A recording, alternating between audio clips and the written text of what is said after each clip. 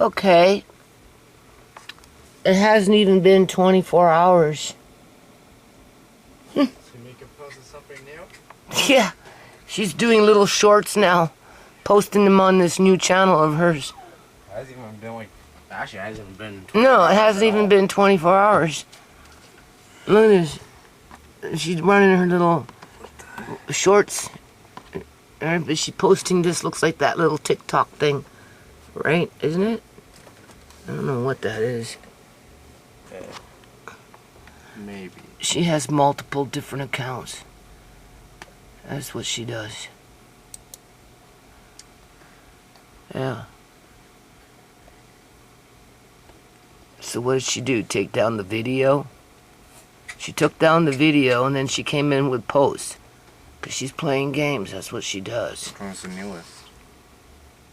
Well, that's the old one. Then she did the video, and I did the video response, but clearly she didn't like it. It says 5 videos. Oh, what did she do? Put it on, it's not showing here. Refresh? No, she hit it because that's what she does. She plays games. You gotta watch out for people that always play stupid, mindless games. Oh, wait. 1, 2, 3, 4, 5. Oh, yeah, I guess it did refresh. So, at New Nations Unity House Food Prep. Oh, I'm sorry. House Food Prep going. Big mad. No, get a life. Hairstylist. Hairstylist, Yeah. my name was. New Nations Unity Shine girl. Whatever. The girl is sick. She's really sick. This is the same stupid shit she used to do. The same stupid shit.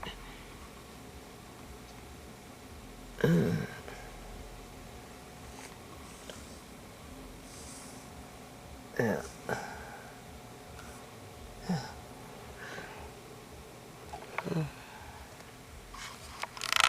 Okay, I'm back online. So, I'm watching a video here. Well, I'm reading the comments. 20 medicinal... Oh, there's that one. That's not the one I'm looking at. Where's the one I'm looking at? Oh, yeah, right here. I'm reading comments anyway. I can still do that with glasses on a computer. What happens to your body when you eat sardines? So, they're very nutritional. And because they're such a small fish, they're not really that high in calories. And as I was reading one comment, a Canadian said that, I guess in their area, and I believe it depending on where they live, a can of sardines is $5. Alright, now I stocked up. I got sardines all over the place. Old sardines, new sardines, whatever. But I bought some containers yesterday, which are going to get delivered today, right, from Canadian Superstore to get another 20, at least another $25 back in PC points. Because the round containers that I bought with the lids, I'm finding they're not working out that good. I need to try something different in terms of, building in that meal program for Amari, as well as Andre and even myself for that matter, right? So I bought these different containers, and they're going to come in and we'll feature them. We'll go through them one at a time, and I'll explain to you what I have in mind when it comes to meal prep, right? And how I plan on using them and get Andre to learn how to use them, right? Because, So in the meantime, they got sardines on sale here, Gold Seal, which these cans are actually pretty good. I have some of them. And 2 for $3. Honestly, I don't think you're going to get them any cheaper than that. So what I'm going to do is I'm going to pick up 20 and 20. 20 with spring water and 20 with soy oil, just as backup. And I'm going, you know, I mean, obviously I give Amari salmon, right? Quite a bit. Not so much sardines, although he will eat them. And I'm hoping that with these new little glass containers that I'm getting, I can narrow in on a weekly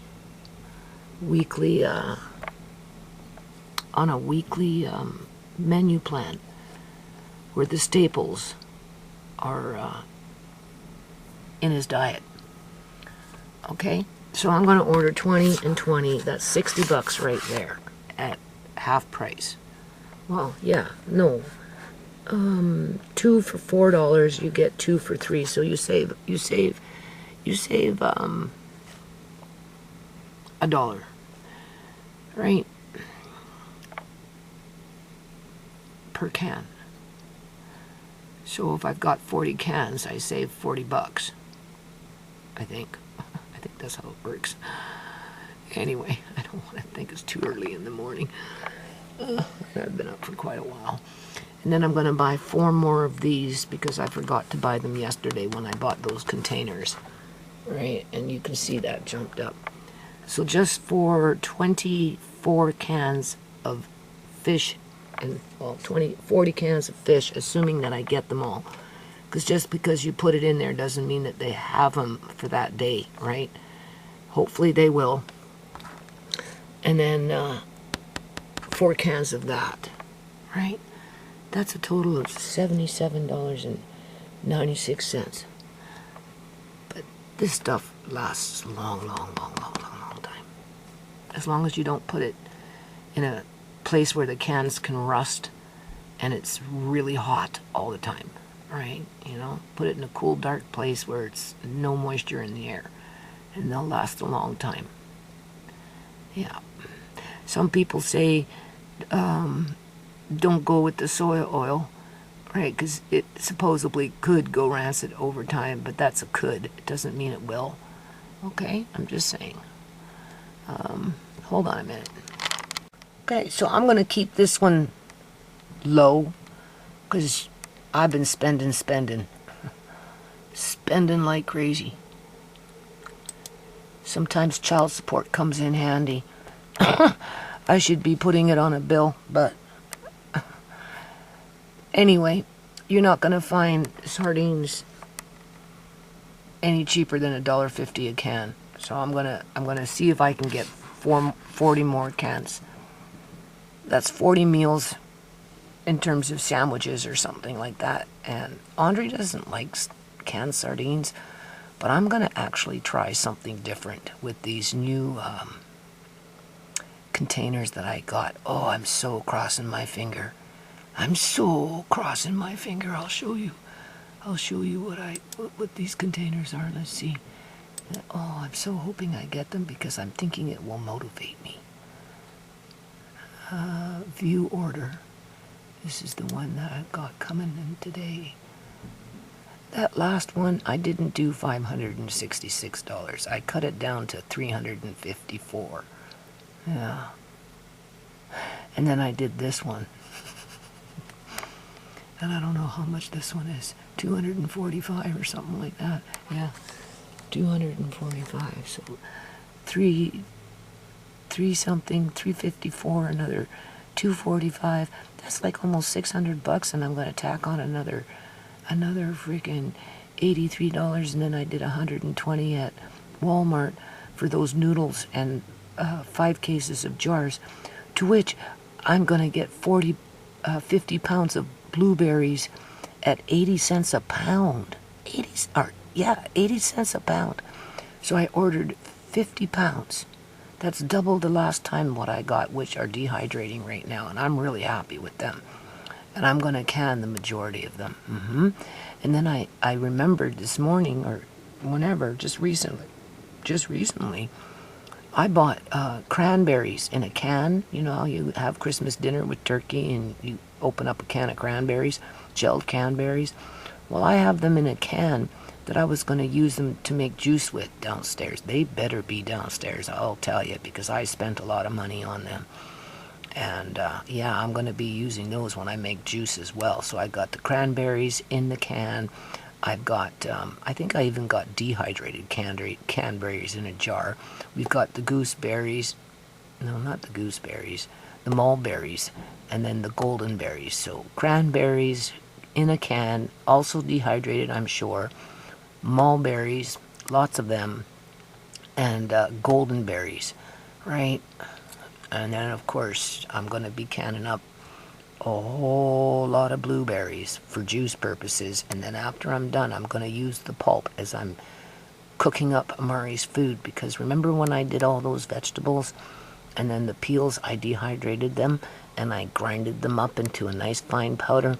Well, guess what? I'm putting in a tablespoon or so at a time as I'm cooking up his turkey and all that stuff, right?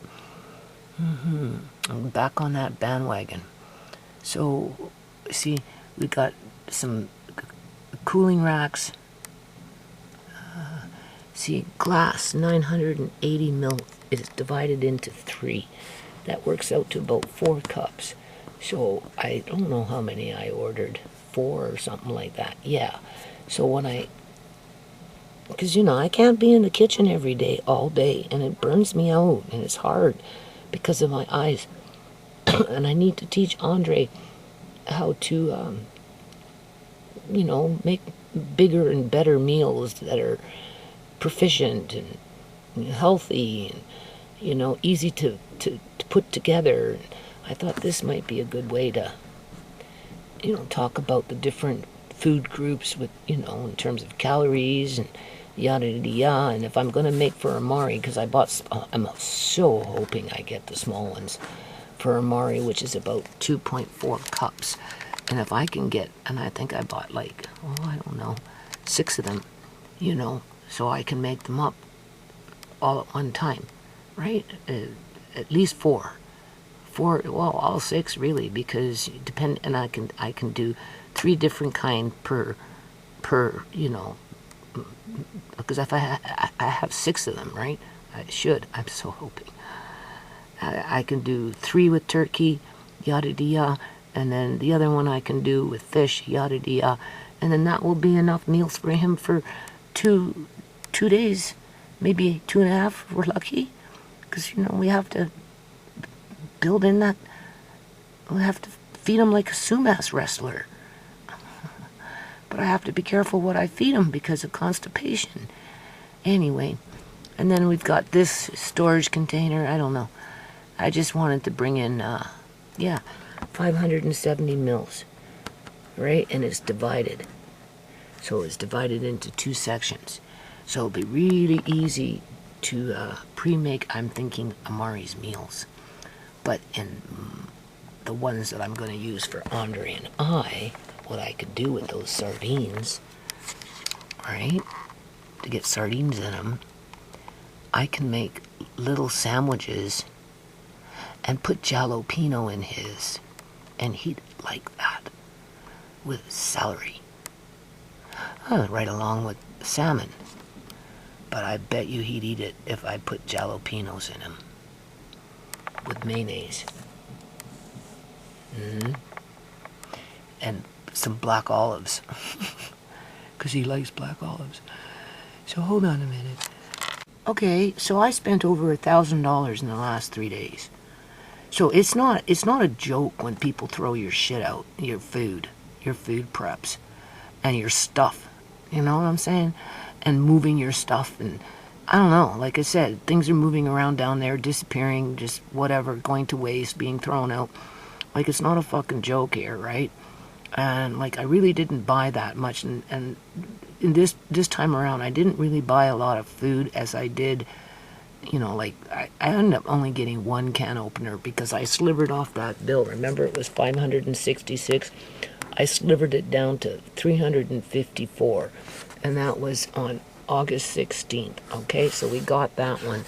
Now we've got this one coming in at $245, assuming that I get everything, okay, which was put in yesterday, right? It's going to be processed today. It's being prepared. And then we just got the extra sardines because, you know, I'm going to really work with them, with the two boys, and I like them. So for another $84, and all that was 40 cans of sardines on sale, 4 cans of Spam, and a jug of milk. And they want to throw my food out downstairs. Like, that is so freaking stupid. Like, honestly, you don't even know. Mix it all up and make it like I'm the crazy one. Well, when you got mouths to feed, maybe you might change your tune. Other than that, like, and as for that other thing that's on the computer that clearly has mental health issues, right? You know what I'm saying? Like, it needs to go away. Yeah.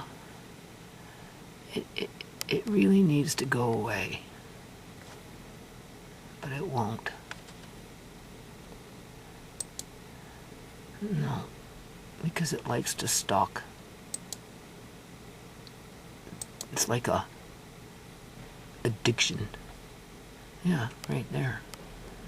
I go into history and look what pops out.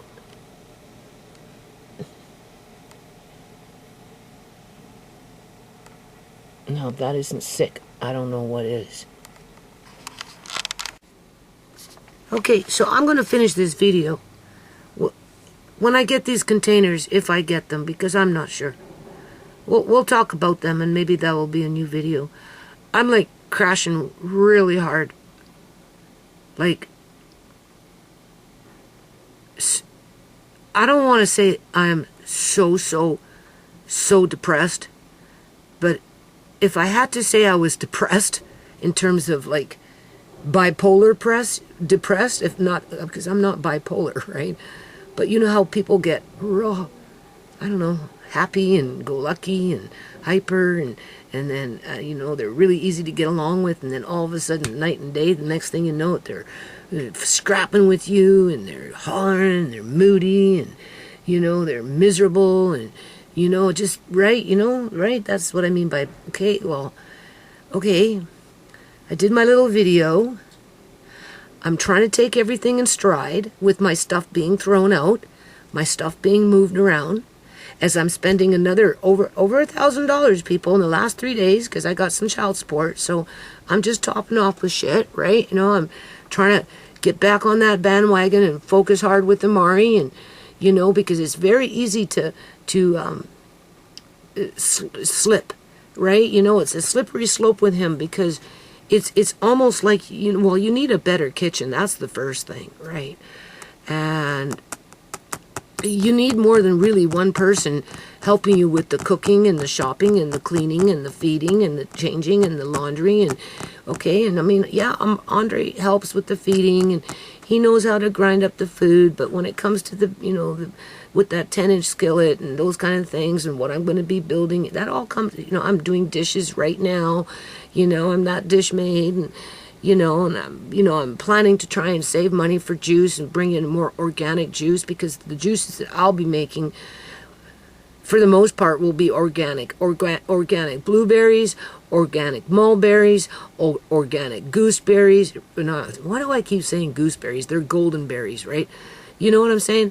And maybe the cranberry isn't organic, but besides that point, the majority of, plus I've got the plums growing, you know, I've got some, Andre says there's pears growing, so either or, like, you know, like, you know, I just spent another, what was it, $60 on sardines, because that's something that I can give them once a week. I can probably give them sardines once a week, right? You know, I don't know, I mean, like, once a week sardines, the next week salmon. You have to be careful, right? Because fish can carry heavy metals, with mercury being one of them. Sardines are a very small fish, so very minute levels of mercury compared to tuna, right? And same thing with salmon. Salmon is a, you know, it, right? You know, and it's not a very big fish, and they eat I don't know what they eat, but they don't eat the things that tuna eat. So their mercury level isn't as high either, right? So, you know, I have to find a balance in there between the sardines and the salmon, where he's getting some kind of fish for a day or two within the week. Like 1 can of salmon, which is 213 grams, he can eat within 2 days. Easy. I would, a can of sardines, that's two servings, right? Within a day, 2 days. Either give it to him that day, two different times, or one today and one tomorrow, right? So, you know, is 1 can of salmon and 1 can of sardines to give to him within a week, is that too much fish because of whatever? I don't think so, right? And then, of course, you know, I'm like, you know, today I got turkey legs coming again. I just grounded up turkey.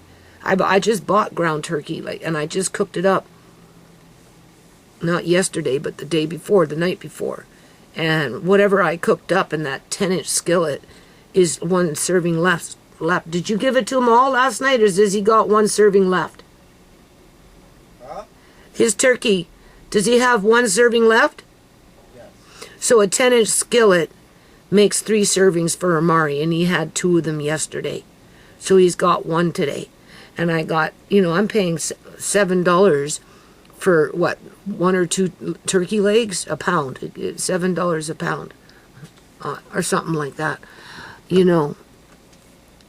And I bought an extra one so I can cook them up another one, right? Now keep in mind, I still have home canned goods, but right now, you know, I'm just, because, you know, I'm thinking about like when he had that seizure and he went to the hospital, and within that 1 month period, he put on 8 pounds, and that's basically because we were giving him turkey and other meat products 2 times a day, 3 times a day within his meals. Yeah, it's almost like that's what I have to take it to, right? And of course, the fish, they have the omega-3 fatty acids, which are good for his brain and bones and, you know, and just whatever, right? Because you can't say he has no muscles, because he doesn't, right? You know, and that's the frightening part of it, because, you know, I don't know. So anyway, you know, and then okay, so I got a little bit of child support, fine. Okay, yeah, we know the bills are there, whatever. I paid 1 little bill.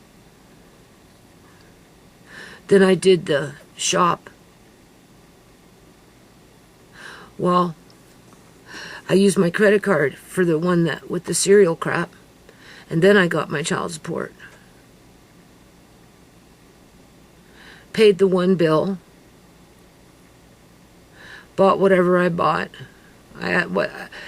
What I calculated, it's over $1,000, because I also spent $180 at Lucky's. $180 at Lucky's. $83 if I get everything today with the sardines, right? To build that in on a weekly basis for Amari and Andre. Andre just gets jalapenos with it, which he'll like, with a little bit of celery, which he'll like, and mayonnaise on some rye bread. He'll like that, right? And I'll start him off in little bite-sized sandwich bits, right? You know, to make it just whatever, right? And put it in those little containers that I'm buying, right? I'm trying to feel good about this, right, people? Because, you know, I'm tired. I'm worn out, man. And, you know, I'm like, I'm okay. So, oh my God. And then I did the containers, right?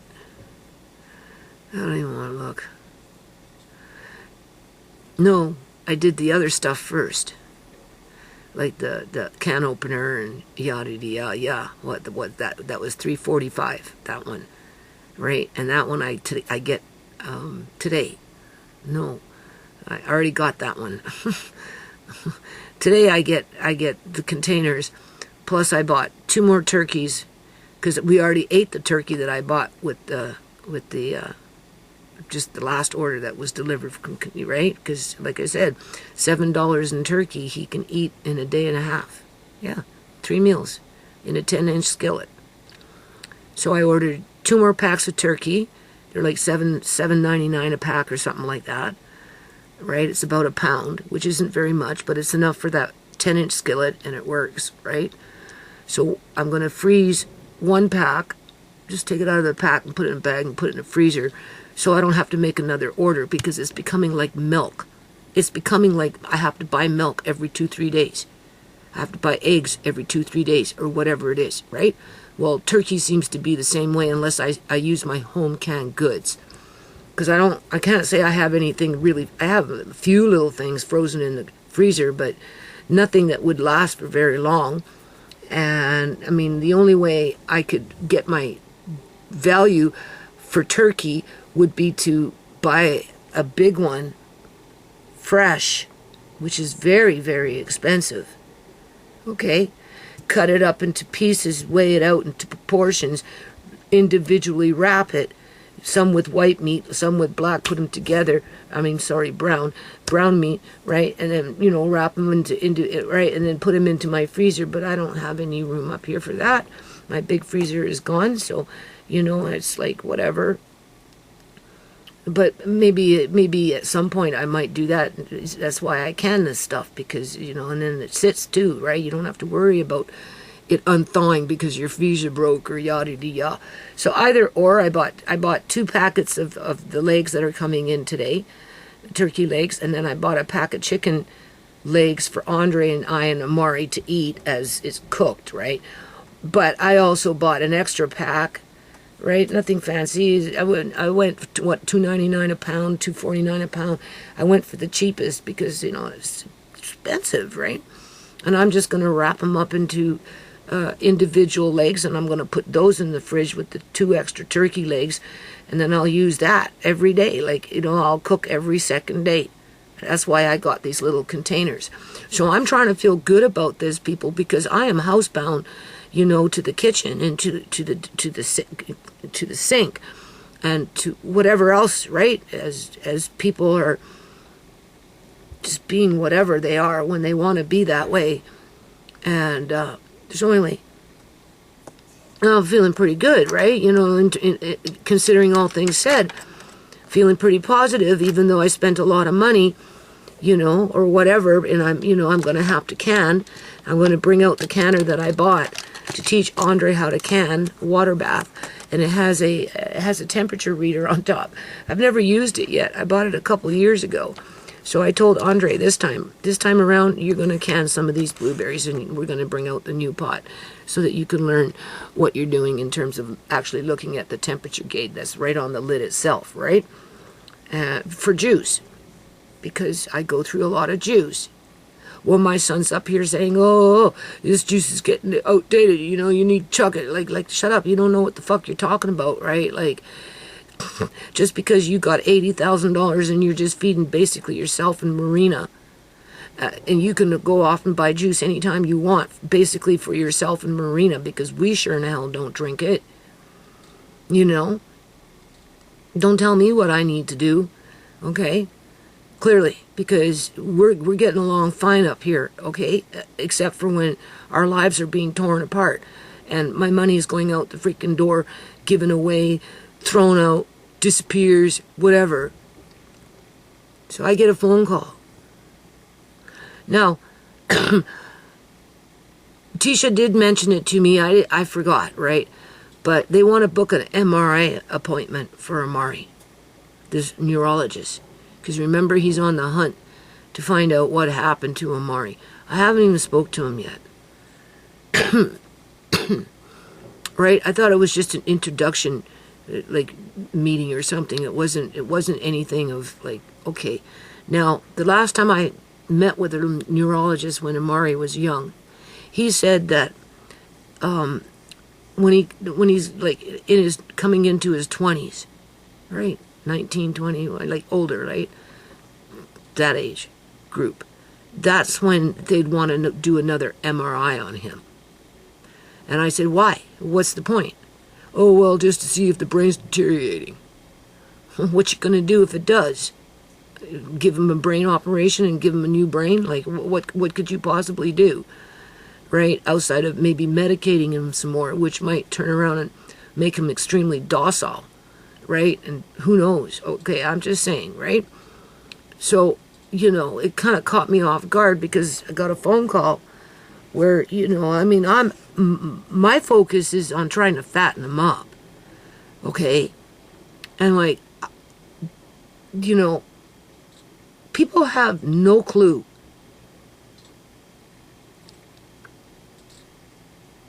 what it means to be in my position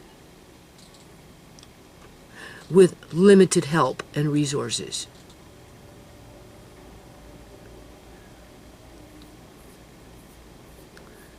All right? In terms of that daily grind, right? And then being the brunt, taking the brunt of the failures of those expectations that were meant to create an Amazon. But of course, everybody knows they can't create an Amazon out of Amari. But that was the bar that they set, right? I mean, it's been like that since day one. You watch my videos, you can clearly see I've been stressed out with that crap, right? So anyway, they want to book an MRI, and it kind of caught me off guard. I completely forgot that Tisha had mentioned it to me, so I'm like, whoa, wait a minute, why? Well, I don't know, I'm not the doctor. Oh, okay. Well, what doctor prescribed it? Oh, okay. Well, she said, well, the person on the phone, well, do you want to talk to the doctor first? I said, yeah, I do. Because, at this point, what is an MRI going to prove? Outside of, I don't know. His brain is deteriorating. When I was at the hospital, after the seizure and the blood tests and all that stuff, the doctor said, well, clearly he doesn't have any brain damage because, he was chatty and moving around and, and whatever. So, I took it for face value. But I suppose this doctor wants to compare this new MRI to his first one that he had. Well, the second one. The first one they botched. The second one was done at the Children's Hospital. So I'm sure he's going to want to compare them to see if the brain has changed. Because apparently when he had his seizure, the EGG that was read to Tisha from that neurologist said that it was created from the left side of the brain. I think it came from the left side of the brain. Something in the left side triggered it. I don't know. So, but I get scared. I get scared, people. Like when they're wanting to do, like all those years, 2 times a year, taking x-rays on Amari's hip, his groin area, right? You know what I'm saying? Tisha would take him over here to Jim Patterson for the x-ray. He'd get the x-ray. Then we'd go to the appointment at the Children's Hospital. The doctor wasn't satisfied with it. Then he made Amari go get another x-ray on his hips. So that's like anywhere from 2 to 4 x-rays, right? And then multiply that by another 2 to 4 within a 1-year period, not including if he had a seizure, the x-ray at the hospital for the lungs. And then, if the fever, he'd come home with fevers, right? And then, he started losing weight. And it's just stupid, man. It's stupid. Now, I did look up on here, MRIs. Are they, what are the side effects? They say there is, quote unquote, absolutely no side effect to an MRI because it's a magnetic machine that, has no radiation properties connected to it, whatever. If they're doing contrast, maybe you might get a little allergic to the dye, right? If you're getting an anesthesia, which they would have to use for Amari, they can't use the one that goes up the anus. They have to use the one that's intravenous, because if they try and use the one where it's absorbed through his bowel system, it doesn't work. He wakes up and, you know, like, I don't know. And outside of that, they say there is no, oh, and it can make you twitch. Well, he already does that sometimes. You're nervous, right? You know, the nerves are twitching. Like he does that sometimes, you know, coming out of his sleep. But that's to do with his nerves and his tone and stuff like that. So I don't know. And they're going to make him twitch more now. Yeah, okay. Right? They can heat up. They can heat up on those things too. They're going to cook them. You think they tell me if they cook them? Hell no. Right? Because they put them on a mat to absorb the heat or something.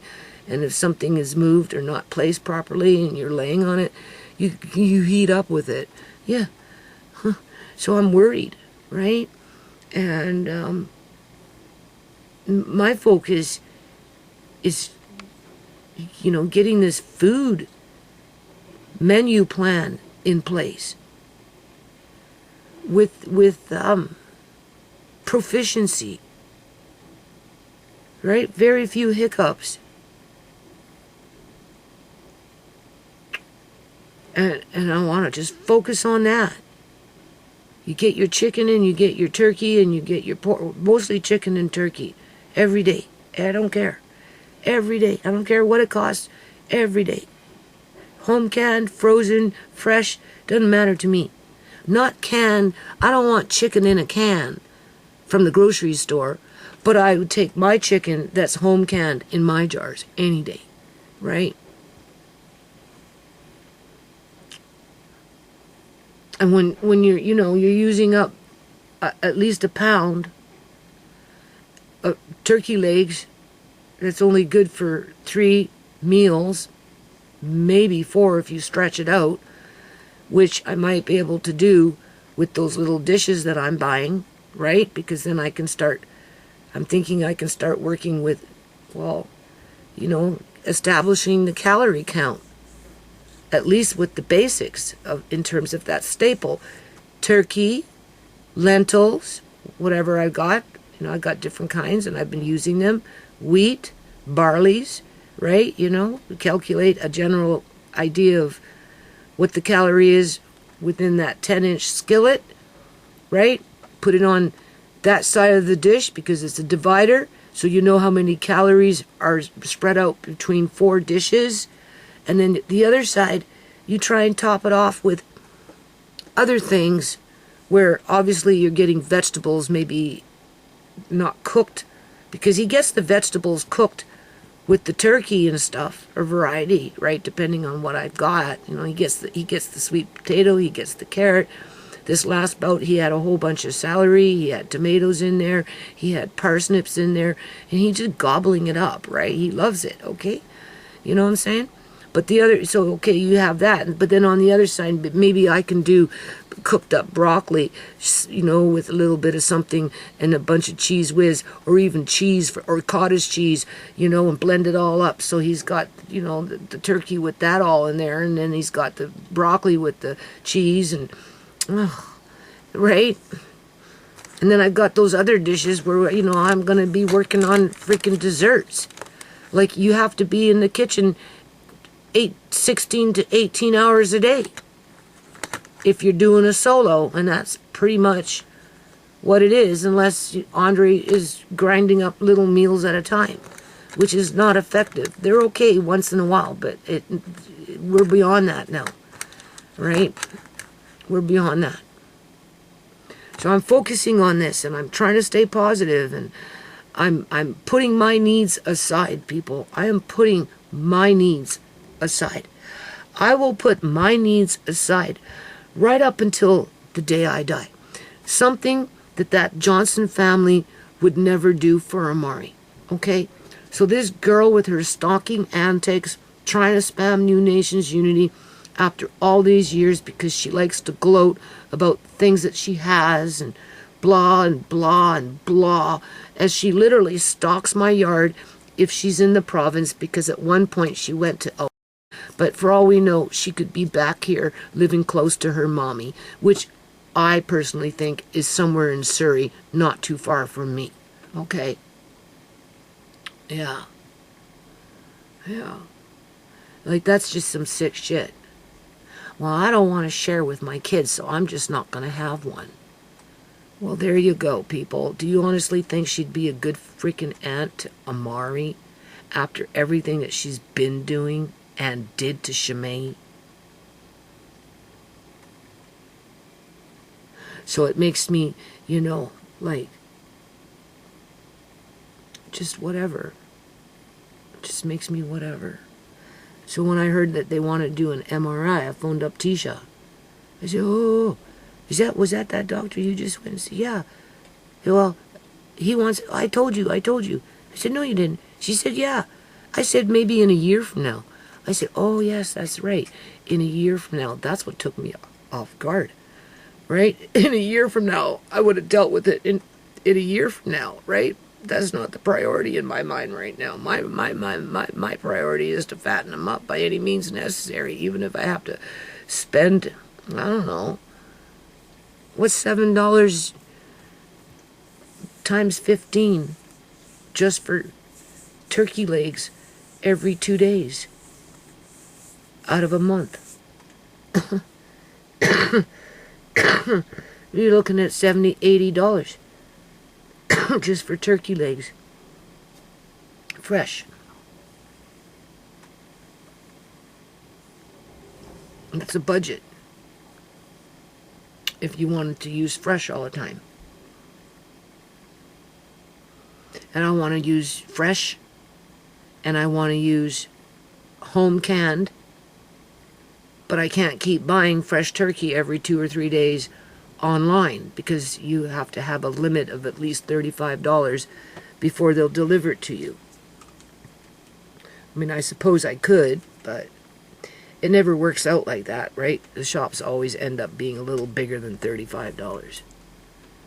Yeah. So, needless to say, I just went whoosh, and I hardcore crashed with a big cloud that's depressive because of just, what little Amari has to go through.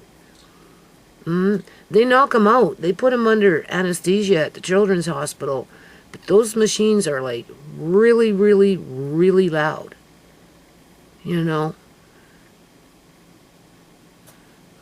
he still gets jumpy, with certain things every now and then. Yeah, I just feel like it's going to provoke it and make it worse. I don't trust the process. I really don't. And if that's the only way this doctor can figure out what happened to Amari, I mean, I haven't talked to him about having him look at Amari's medical files and ShaMay's medical files, because if he's serious about trying to figure out what happened to Amari, he needs to look at ShaMay's medical files and Amari's medical files. Yep, he does.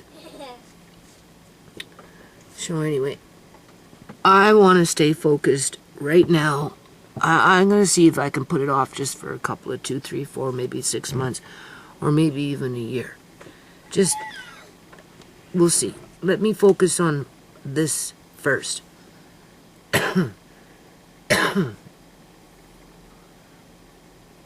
Versus, he needs to explain to me what he hopes to gain from it, and what would be the worst case scenario, and how would he treat it? Yeah. There's only certain medications that they can give to kids for seizures. The one that he is on right now costs $250 a bottle for 300 mils. And we stretch it out as far as we can. We don't waste not even a drop if we can help it, right? And that has to be approved by pharmacare through a special department. Okay, it's not just automatically covered. It gets approved by a supervisor on a yearly basis. So when it starts coming near the end, right, and we need a refill, if that application wasn't submitted to pharmacare for that special approval, they want to hit me up for $250 for that bottle. It got increased to 5.5 mils. Tisha was saying the doctor said it can only go up to 7 mils. After that, it has to be a different medication. And when it was first prescribed to Amari, the doctor at the hospital, because it came in through a seizure, right, said that it was new on the market. And as far as she knew, there were no side effects to it, right? And then over a period of time, when I was told that I had to pay for it because it wasn't covered, I ended up getting the cancer clinic calling me, asking me, you know, this, that, and that, okay? And so somehow it's connected to the cancer clinic, even though Amari doesn't have cancer. And then, you know, he's been on it for quite a long time. And, you know, there's always a little part in my mind that wonders if maybe one of the side effects related to that medication is the inability to absorb nutrients to the point where you put on weight. All right? Because it was a new product on the market. It hadn't been around that long. And as far as that doctor knew, there were no serious side effects. As far as that doctor knew. Once Amari gets up to 7 mils, what's the next mode of attack to try and curb seizures? He's not going to do a brain operation on Amari. It's impossible. What could you possibly do? The brain has been damaged due to lack of oxygen. I don't think any kind of brain surgery is going to solve that problem. Right? So, you know, this is where I get upset with doctors because, you know, it's like me. Oh, yeah, we'll just do this. It will help to bring down the pressure. And while we're doing it, we're just going to change the cataract.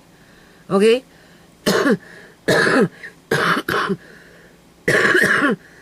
Here's your pre-medication before surgery. Here's your medication at the time of surgery. And here's your medication after surgery. And after surgery, come and see me 2 weeks after the fact. Right? But don't miss a dose of what you're supposed to do within those 2 weeks, within the medication that was prescribed to you. I go to the doctor. I bring these little bottles with me 2 weeks after the fact, right? As I've been using them the way I was told to use them, as it's being told to me on the label. And then doctor, he's looking at it. Oh, and this is not right label. Rips it off. Oh, this is not the right label. This is all mixed up. Yeah, okay. So the whole time I was taking that medication all wrong. And then he just blew it off like it was nothing. Like it was no big deal. Is what I mean. I don't necessarily trust doctors. Right? It's too easy for them just to... He took out the cataract, not so much because I needed it taken out at that time. He took it out to make it easy for himself to do that roto-rooter. And all he did was screw my eye over because everything's all blurry with this lens. Doesn't work. And when I go and see him, he tells me it has moon bumps on it. Well, no wonder why things are bloody blurry. Right? Well, Tisha's telling me I have a little nano square right in the center of it. And Andre confirms it. Well, Marcaine says I have a circle that's clouded over, right over in the center of my pupil. That's what he sees. No wonder why I can't see. Stupid. And I'm supposed to trust what they're going to do with Amari? So I don't know. We'll see. We'll see. I have to talk to this doctor. I want to know what he hopes to gain. Well, I want to know what happened to him. Well, you already have the original MRI. Yeah, but that's outdated. I need to see if the brain's deteriorated. Okay, so if it deteriorates, what you going to do? Well, nothing more than what I'm already doing. Okay, so what was the point? If you can't do anything different because of an MRI of what you see, other than what you're doing now, what would be the point? Is it absolutely 100% in this? Well, I want to know what happened to him. I want to know why he is the way he is. Well, I got a big-ass box like this. Nice long box like this. right? This thick of papers, medical files from ShaMay and Amari at the hospital. All right. So why don't you take those and go study those for a while? I have to warn you though, there's a couple of important papers missing. Because when that lawyer had it, that's what she said. There was a paper or two that was missing, and she couldn't be 100% sure because of that particular paper not in there. Oh yeah, go figure. But she didn't look at ShaMay's medical files. No, I don't think so. She went on what was written, which could very well have been falsified. Sure, Amari came out. He came out twitching. That's how he came out, people. And then his body was. He's still doing that. He still does that. So before we have the MRI, we need to talk about it. Now I think about it, it's the same damn thing. Because the brain damage was there when he was born, and they covered it up. That's what they did. They ignored it, and they tried to blame ShaMay. Accused her of doing drugs.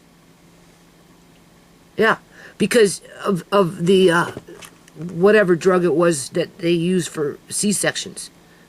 And that's how they started it, with that. And then they backed off because it was their drug that was in Amari's piece because of the emergency C-section. I don't know if it was fentanyl or codeine. I think it was, I don't know, it was something. I'd have to look again, I don't remember. The point is they covered it up. But I have a video with him, with the nurse saying, "Whoa!" And he's doing this every now and then when he's coming out of his sleep. So I've been mentioning it to Dr. Ramesh, but he just doesn't really say anything about it. He just, well, we'll see. And then with this last appointment, I just thought with this neurologist, he was supposed to talk to me on the phone, but he never did. He just spoke with Tisha, right? Because, right? And he's on a mission to find out what happened to Amari. Yeah, well, read the medical files first, get the missing paper that's missing, or at least tell me what's missing so I can try and get it, even if I have to go to Freedom of Information and get it, or go to freaking court to get it. Better yet, why don't we get ShaMay's medical files from the clinic over there with Dr. Visinski? Yeah, that would be a good place to get some medical files from. Let's get the medical files from that prenatal clinic that she was going to, that all of a sudden, out of the blue, somebody wrote in her medical files at the Surrey Memorial Hospital at the time of giving birth that she had no prenatal care. She was just some street rat that crawled in out of the gutter from Surrey Central over there and wormed her way to the hospital saying, "Oh, I think I'm pregnant. Whoa, I think I might be. I'm not sure because I've been living out on the streets for the last 9 months." That's how they treated my daughter. And this guy want to skirt around it thinking that MRI is going to tell him what happened to Amari? I don't think so. Because if that was the case, they would have known with the first MRI. And yeah, they know what happened. You see, that's the thing. It's already been stated. All in the frontal. Right in here, coming through the birth canal. With those contractions. Okay? For 5 fucking days. Right? With the umbilical cord around his neck. Right? You know what I'm saying? Sent her home 2 times out of 5 days. As he's being pushed into the birth canal. Right? But her cervix wasn't opening. Well, whose fault is that?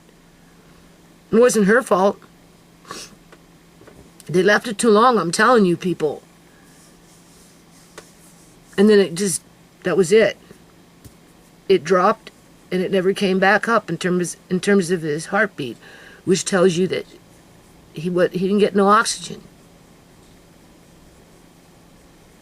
Yeah, he didn't get no oxygen. So when he was born, like that, and then like that, And then he looked mad for over a month. You know, I got a brow on me with lines, right? But he was like a newborn. He always looked mad, miserable, like he was in pain. Everybody noticed it, even ShaMay. But what could you do? They sent them home. And the hospital sent them home. Because, you know, people don't care. They don't care. As long as it doesn't happen to them, they don't care. And then what happened after that?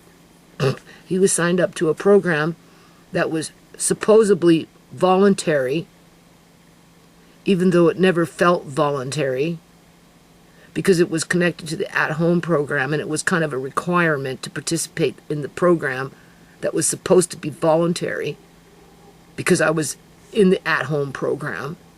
And God forbid, I didn't want to be accused of being negligent by not seeing the hip doctor at the children's hospital, because that's where they put all the hip doctors. So it's not like I had a choice, because I didn't.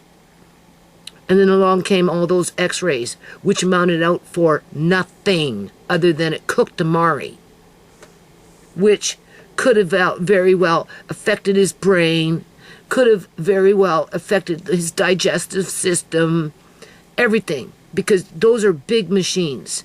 You know, the big ones, x-ray machines, not the little ones that they wheel in a hospital when they have a seizure and it's just on a little cart. No, this is in a room where you got to put on a freaking, what do you call those things? You know, lead aprons. Yeah. Giving him that 2, 3, 4 times a year. And for what? Absolutely nothing. So many times he'd come home and he would just get a fever.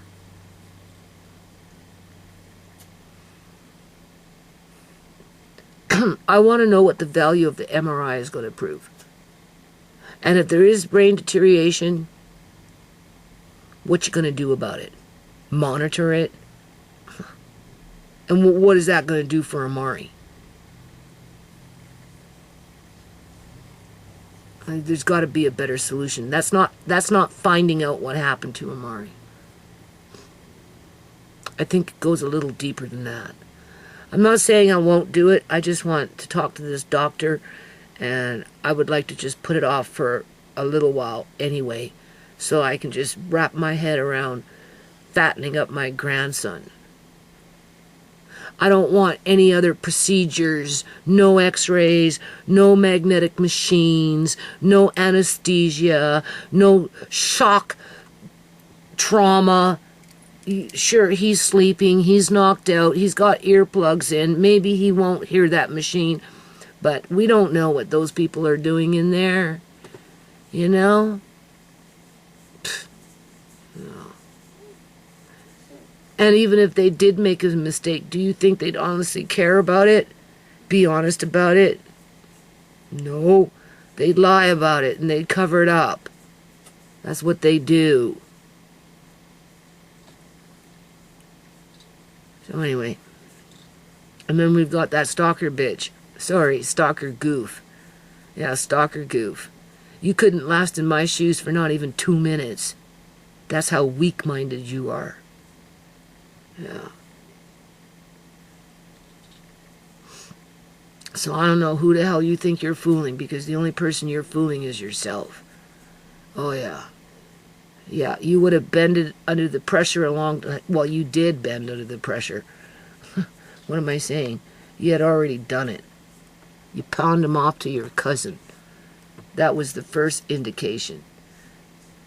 And now that you don't even want to share with your own kid, I guess I was right. You're barren.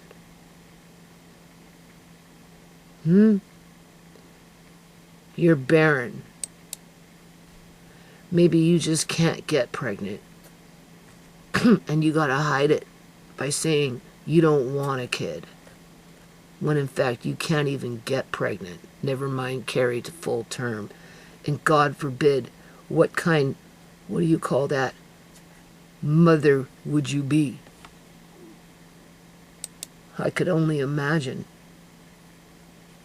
But personally, it's none of my business. So I got my own to deal with.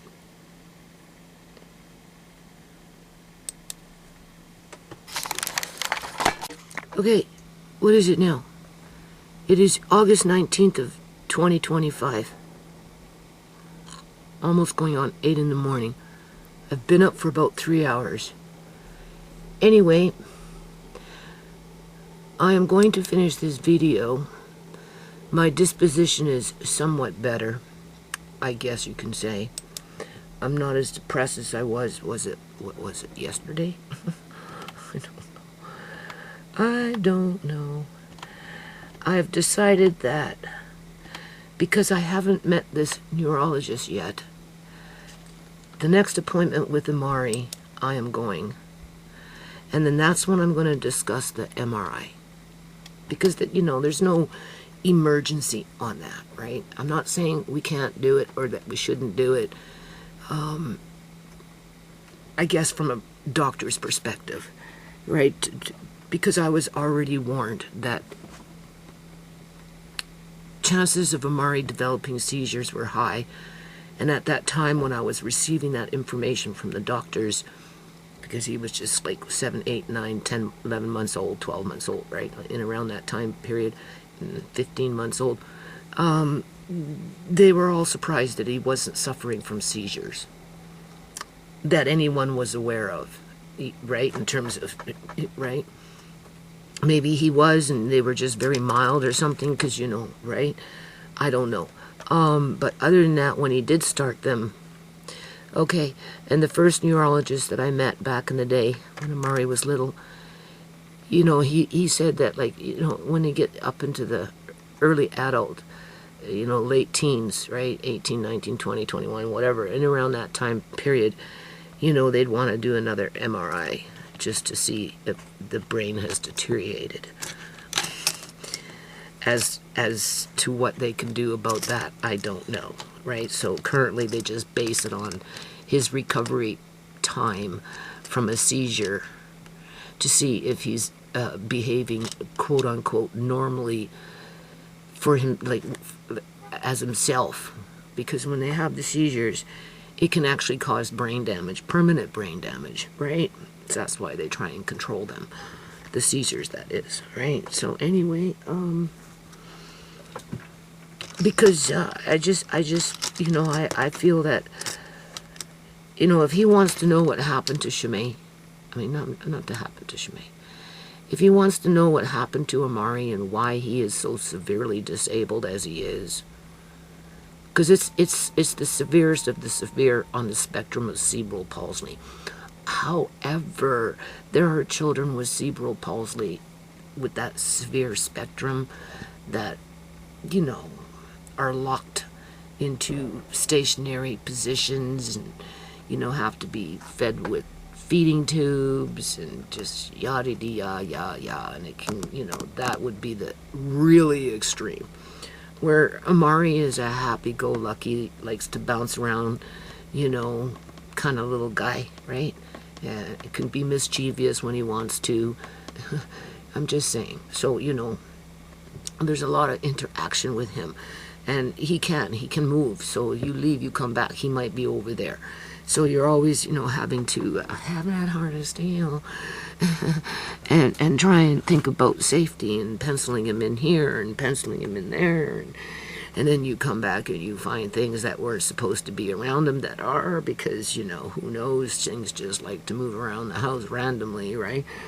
But besides that point, it's like those socks, why is there a sock behind the fridge? Like, how the hell did a sock get behind the fridge? Just stupid shit like that.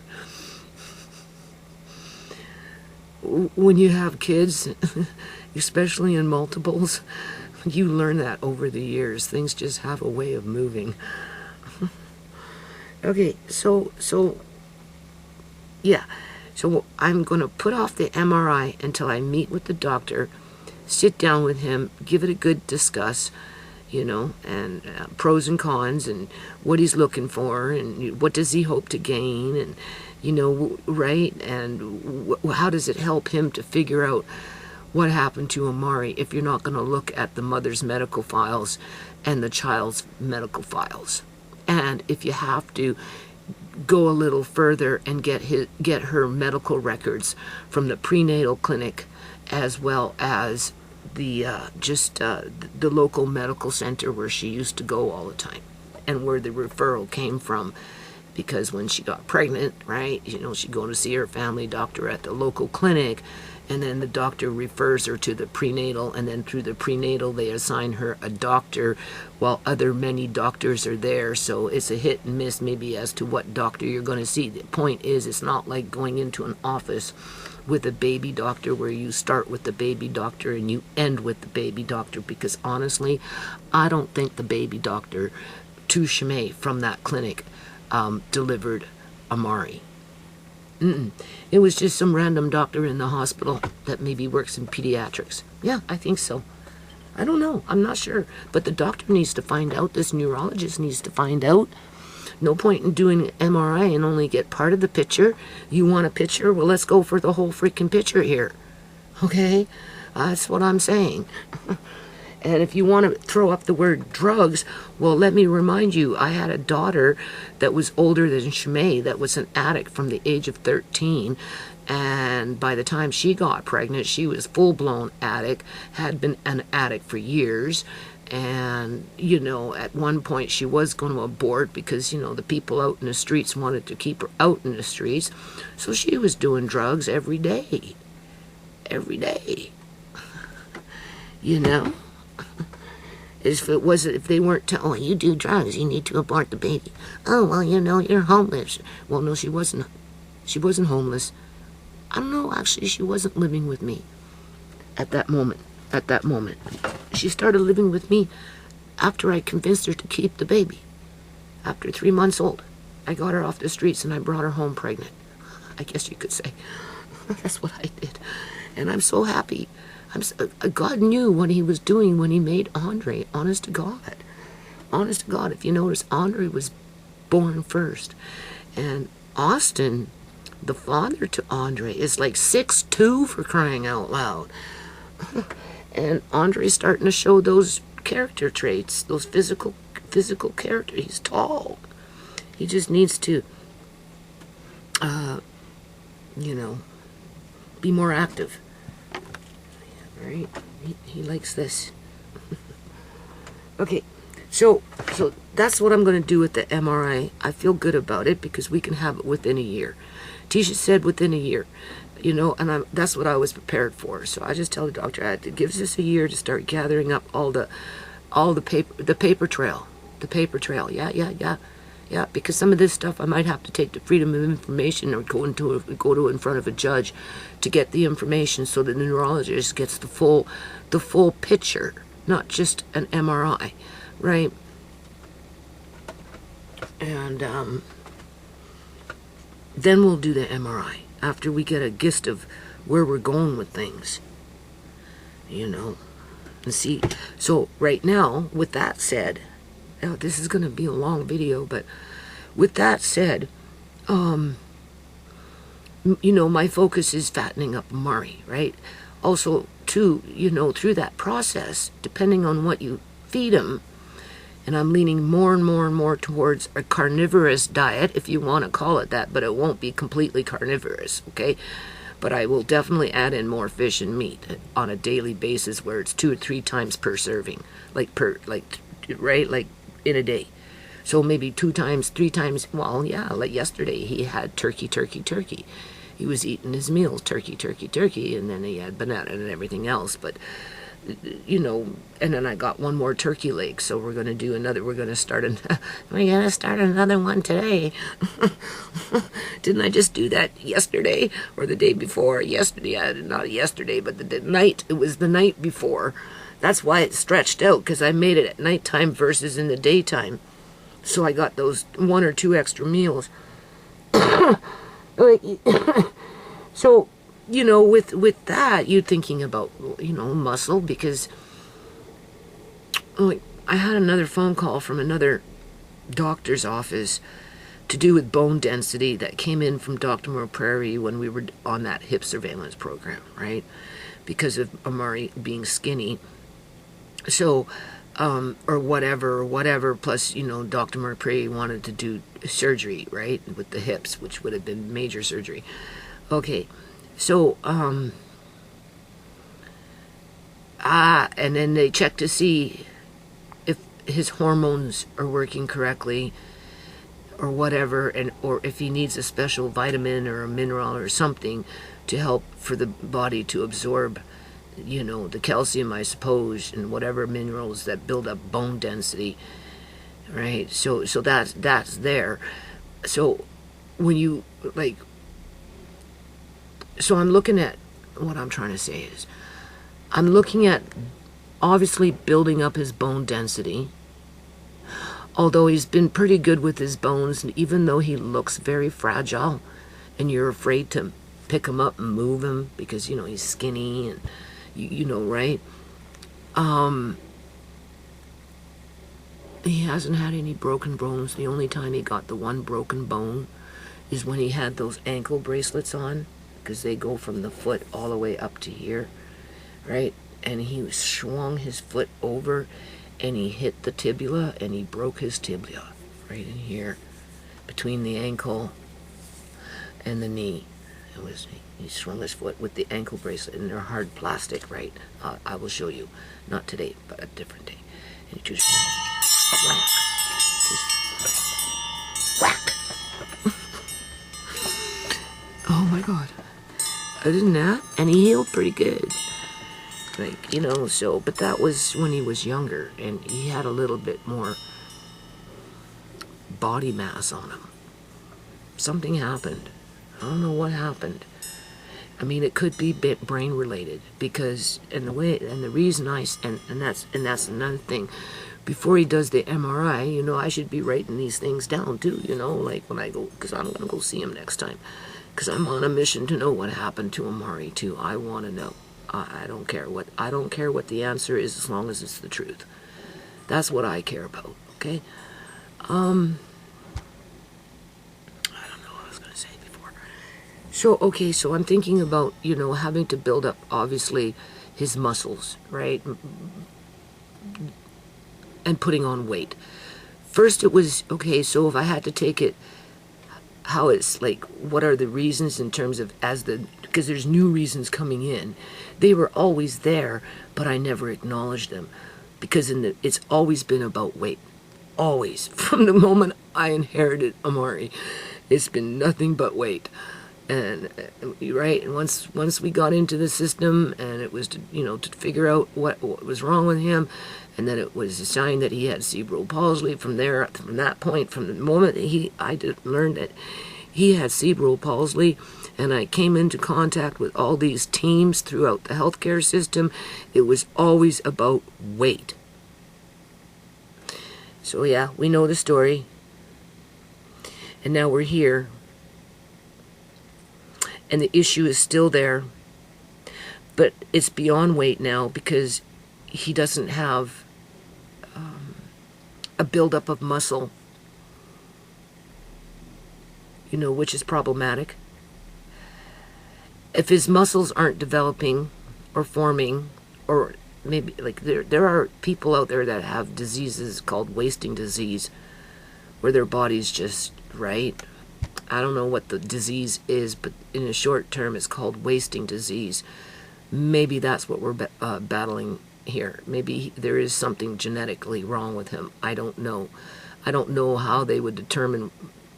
I'm going to watch this video after, and I'm going to write down these things, because when I go see this MRI, or neurologist that wants this MRI, I'm going to, because if what I'm thinking, he either has wasting disease, which is is done with, is somehow connected to chromosomes, something to do with his DNA. It's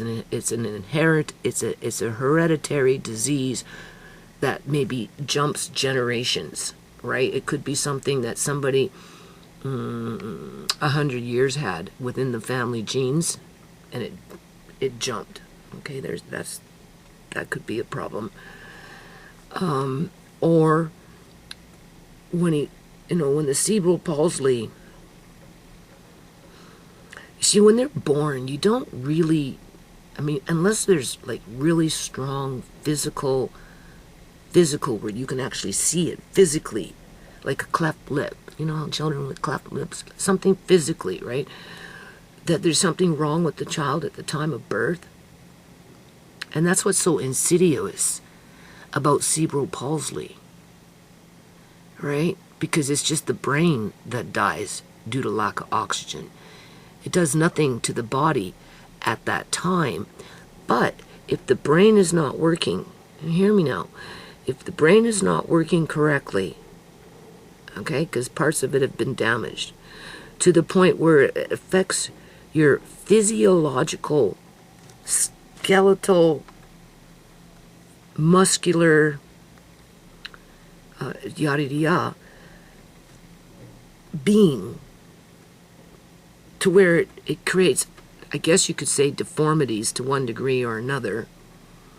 I'm sure there's another term for it, but I don't know. I'll just call it a deformity. So I'll give you this example if you're interested in hearing, because you never know when the stork is going to drop a baby like Amari into your lap. Okay? So don't count your lucky stars thinking you don't have to go through what I go through, because it might blindside you. So I guess it all depends on what you want out of it, in terms of what you want for the child and what you want for your family. Because at the end of the day, you're going to come last. Right? Oh, you understand what I'm saying? Okay. So when he was born, yes, he would like this, right? Because I have little videos that you can pinpoint as, okay? And he flipped his body. It wasn't him. It wasn't his mind. It was his body. Okay? Almost flipped off the table as they were cleaning him up after they delivered Amari. So that's clearly physiological, to which he's still kind of doing it. Over the last, I've mentioned it a few times, over the last, year and a half? It doesn't happen all the time. And I'm going to definitely come back and watch this video, and I'm going to write this shit down. And these are the things I'm going to go and talk seriously, hardcore talk with this neurologist when the time comes. Because when he was born, I mean, whatever nutrients he needed, he got from his mom. So he basically came out looking like a plump, right? You know, I don't know how many pounds he was. I'd have to read. But he wasn't underweight, that's for sure. Fully formed, full-term baby that looked physically fine. Everything was matching up, okay? In other words, this arm wasn't, well, this one wasn't really skinny, where this one was nice and plump. He wasn't born like that. He was born with two plump arms. Okay, you hear me now. This is important. Okay, so you wouldn't have known that there was brain damage there. This was explained away as ShaMay was crawled off the street, out of a gutter, drug addict that had no prenatal care, and just magically showed up at the hospital one day and popped out a baby that was drug addicted. That's what they were assuming, okay? And that's what they suggested subliminally, and that's what I'm still fighting. And it follows me, okay? Because it's their cover-up, not ShaMay's, mine, or anybody else that's connected to my family. But, okay, don't get mad. You can hear it in my voice. I'm already getting on guard. So, okay, so he's born like this, looking even. He's looking even Steven on both sides throughout his whole body. He looks like a newborn, although there's a little something going on in here, but nobody's paying attention to that right now because, you know, he's so cute and cuddly, right? Just a little newborn, right? All right. So 7 months go by. The first month. First he was born, and we got documentation that he was going like that. Well, isn't that amazing that God just gave us that, I guess you could call evidence, right? And then jumping off the fucking table at just being delivered from a C-section as they're wiping him down. Come on, babies don't do that, people. And with Amari coming out of his sleep here, at this age, 8, 7 or 8, he's going into 8. I think he's going to go be 8 years old soon. I don't know. Anyhow, I have to think, 2017, yeah, it's going, yeah, 8. What do you call it?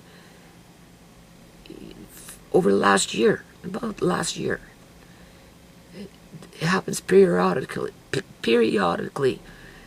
for different durations of time, and I need to talk to this doctor about this, although it's probably related to his body versus his mind, but it could be his mind. So I need to make keynotes and go talk to this doctor about this, because if he's going to do an MRI, maybe he wants to do specific areas of the brain, because sometimes certain things that are going on in the brain, they're much deeper than, there's different layers to the brain.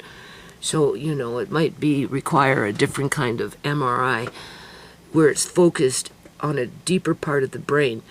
Not that they could do anything about it, and this is where I have to be careful, because I don't like unnecessary tests for Amari. I don't. X-rays, none of that. Especially if it's not going to produce any results within a cure. Okay? You know what I'm saying? You break your foot, okay, you need to go get an X-ray so that they can know where to make it, cast it, okay? And then put a cast on it, outside of doing it blind, right? Okay, I can see that. The X-ray provided an image for the technician to put on a cast properly. All right. An MRI that shows the same brain damage that Amari had the last time he had one, with slightly more brain damage because of the seizures, isn't solving the problem. So therefore, in my mind, it becomes an insignificant test, because it's not going to produce any results out of it outside of maybe, well, one or two things. They're either going to start over-medicating him, which he doesn't need, just because they can and there's profit in it, or they want to do brain surgery, as if I would consent to that. Because as far as I'm concerned, Amari is the most happiest person on the planet. And if everybody could be as happy as Amari, the world would be a better place. So why would I want to damage the child that I have just so that I can maybe get something better, when in fact that will never happen? It's not going to change what's going on here. Okay, so, all right. So we know the MRI is on the table, but we need to be more specific as to the reasons why and what we hope to gain from it, right? So with that said, okay, so get back to the story here. So baby comes out looking even Steven on both sides, same amount of fat, baby fat as there's on this side, right? The only thing that indicated that there was maybe something wrong was this. I mean, it was undeniable, and well, they ignored that, but God gave us a capture. There's no ignoring it now, because I have the proof, as well as he's doing the same kind of stuff that he's doing now that he was doing then, which obviously is related maybe more to brain than it is to tone. You see, that's the thing, okay? So, all right, time goes by. Amari doesn't, what is that called? He's behind on his milestones. Okay, he's developmentally delayed. That's what I wanted to say. He's developmentally delayed, behind on his milestones. Plus, you can really start to notice that he's going cross-eyed. There's no denying it now. It took a while to really get it going, because, at first they were like this, like everything else was normal. But over time, with the cerebral palsy, with the brain damage, okay, the right side of his body, I don't want to say died, but it started to die. I don't know how else to explain it other than to say it's a deformity now. And it's been like that since he's been young, because, right? Because skinny as skinny can be. Skinny, the whole right side, right arm, very weak, can't really use it. Right, stiff, you know, you've seen people like that, right? You know, it's like, right, where the left was always grab, strong, pull, you know, do whatever, swing his leg, sit up, you know, everything comes from the left, eh? And when it comes to strength. Well, everything on the right is, I don't know. And it just got worse, and I tried to, you know, whatever. It never really builds muscle. It never puts on weight. It never has, and it still doesn't. And it's always been weak. And, you know, he doesn't really use it because because up in here, it's major, people. And it affected the right side of his body. And yeah, so losing the weight, and then he just got skinny. He was still nice and plump and fat and chubby, like through here, right, at a certain age, like maybe 2, 3, 4, whatever, around that age period. But this was all skinny. The right leg was all skinny. So, you know, the signs, they came on. That's the insidious part of cerebral palsy. You don't necessarily see it right away, right? And it takes time for these symptoms to be noticeable, and it takes more than one person to notice it before people start to catch a freaking clue, and then you're going to the doctor, unless of course it's something drastic, right? Because, oh, who said this to me? I don't remember. Oh, I think it was somebody up in a more of a professional realm. They said that Amari could not have gotten cerebral palsy at the time of an emergency C-section, even though his heart dropped and didn't come back up, and he pooped in his amniotic sac. Okay? Or did he poop after ShaMay's water broke? Which one was it? Was her water, you know, amniotic fluid, was it, you know, still encasing Amari when Amari pooped in her stomach because of the stress of what the hospital did by turning her away on multiple occasions? Okay?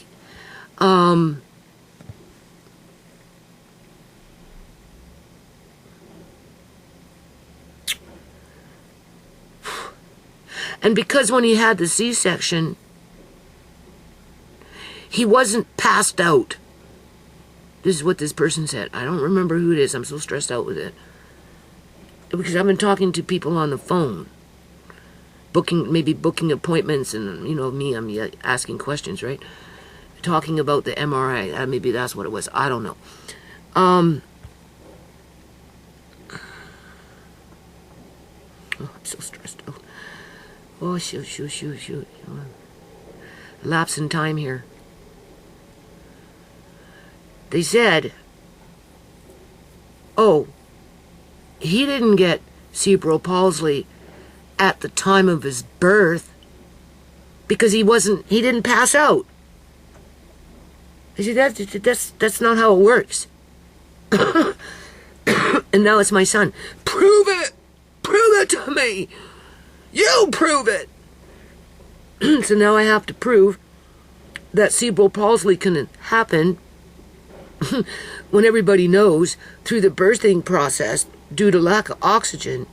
And yeah, children don't necessarily have to be quote-unquote passed out and need to have, you know,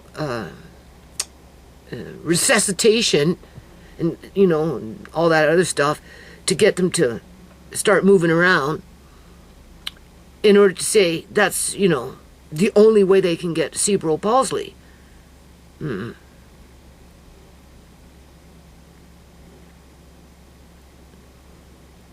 So what? Was Amari twitching like this in his mother's stomach for those 5 days that the hospital was sending her away, and they never gave her a freaking test to see what was going on with the baby, being that I suppose that was normal for him to have? There's your proof. There's your proof. If they would have done their job and tested ShaMay with, you know, ultrasounds and whatever, the baby's heartbeat, just whatever, the level of her amniotic fluid, whatever, just the whole 9 yards. Maybe Amari would be different. I do believe that.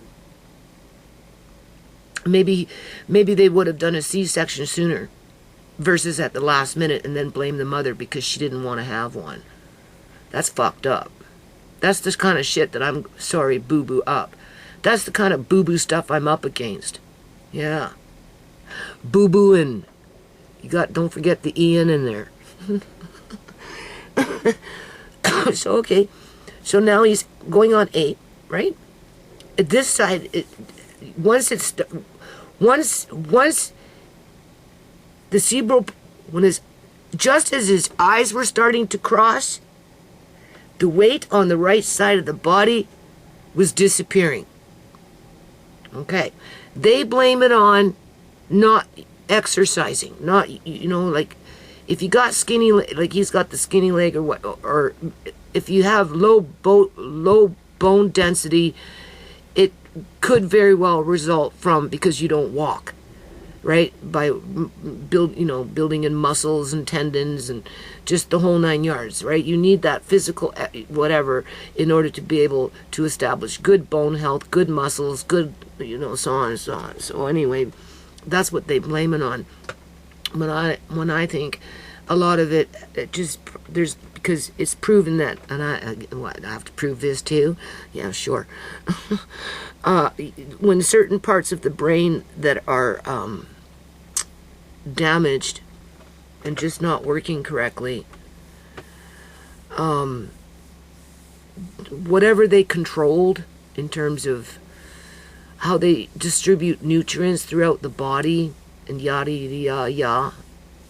This is where you have to write a medical paper and submit it to your peers and get approval that the information that you're providing is legitimate. But in a nutshell, they don't develop properly. They just don't. And that's a fact. And through that comes disease, bone problems, muscle problems, and yada yada yada. Right? Funny how he could look normal on this side of the body, but not normal on that side of the body. Once the cerebral palsy had a chance to take root, in terms of as he grew, more and more symptoms came out. Well, we're still in the symptom stage. I think so. So that's another thing I need to write down. Do we consider cerebral palsy to be a disease? No, it's not a disease. It's an injury to the brain that severed the nerves. You know how the nerve paths, I don't know what they're called in the brain, but we'll just call them the nerve paths that feed this part of the body, and the nerve path that feeds this part of the body, and because of the way the brain works, right, if a certain part, like if he's got more damage up here, then, maybe the left side won't work as well. If he's got more damage up here, which when they did the EEG, the seizure, it came from the left side of the brain, okay? So this is another reason maybe why the doctor wants the MRI.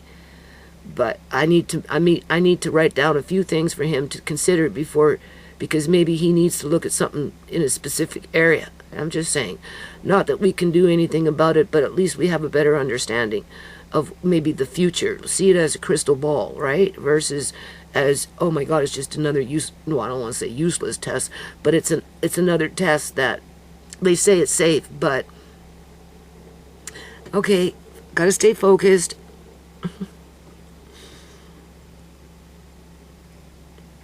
I'll write that stuff down, definitely. So yeah, as time goes by, whatever was going on the right side of his body has shifted over to the left side. To one degree or another. To what degree? I don't know. I just feel like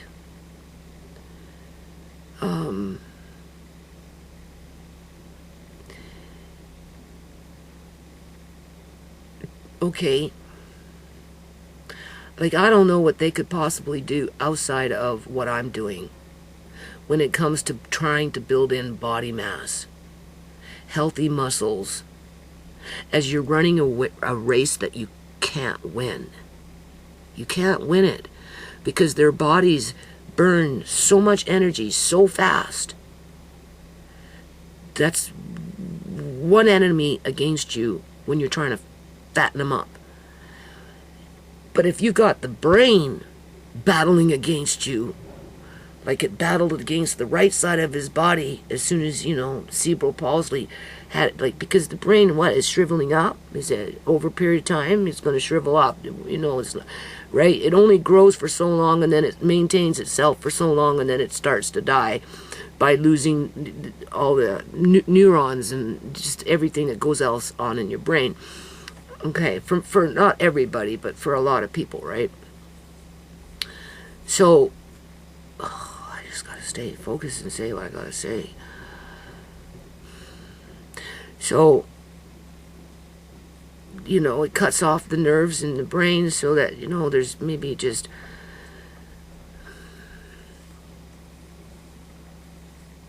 making it hard for Amari to absorb the nutrients in the foods that he's been eating, because the brain can cut off those pathways and create, I don't know if I guess it's a disease by that point. Cerebral palsy itself wouldn't be a disease. It's not considered a disease, but it could create diseases. You see, that's the thing. It can create diseases. How they determine and list and categorize diseases, I don't know.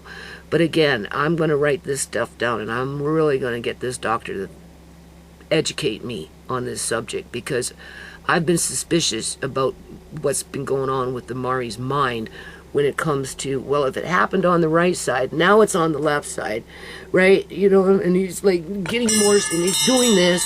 I mean, something's provoking that, okay? And it would be brain related to one degree or another, in combination with a body that isn't physically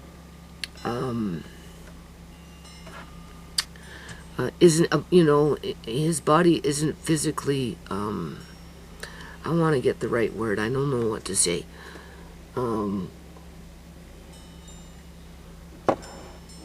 It doesn't have the right attributes as a normal body does. Yeah, his attributes when it comes to how his body operates are all compromised. And if the brain is still slowly but surely dying, to which it probably is, just in light of what we're dealing with,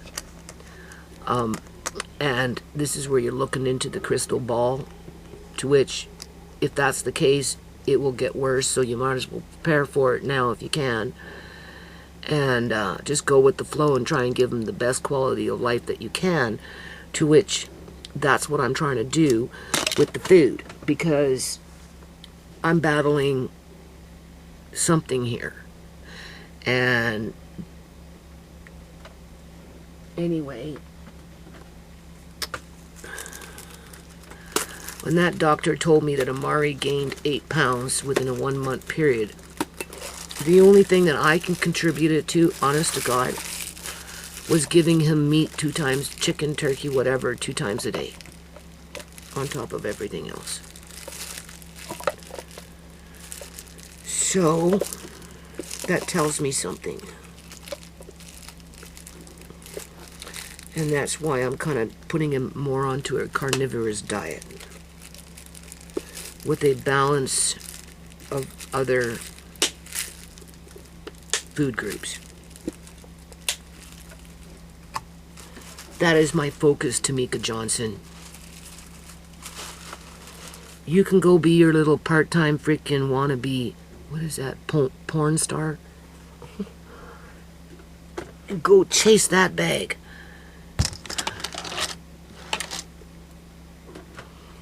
I ain't casting no stones. I'm not casting no judgment. That's your business. Do what you want. But you wouldn't last a day in my shoes. No. So, I tried those round. This is going to be over a 2-hour video. I could break them up. But you're either going to want to watch it or you're not. And if you don't want to watch it, so be it. You're going to lose out on some things.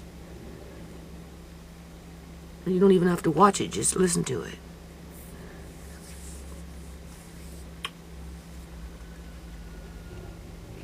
Okay. So, I tried those round bowls with the plastic lids on them.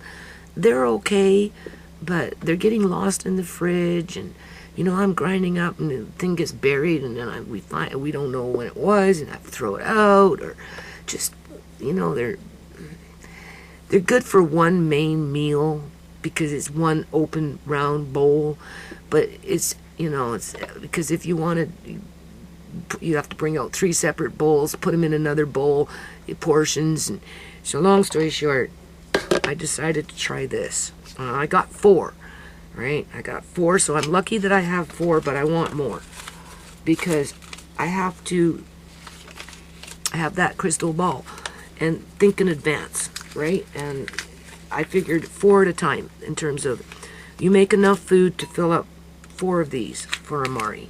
Look, okay? And as he's eating them, by the second day, you have to start doing it again for the next 4 coming in to 5 or 6 or whatever.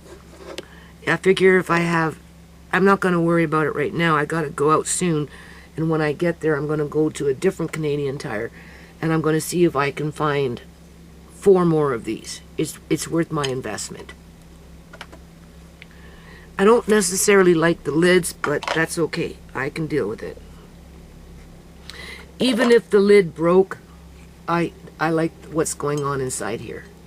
Do you see that it has a divide, eh? That's nice.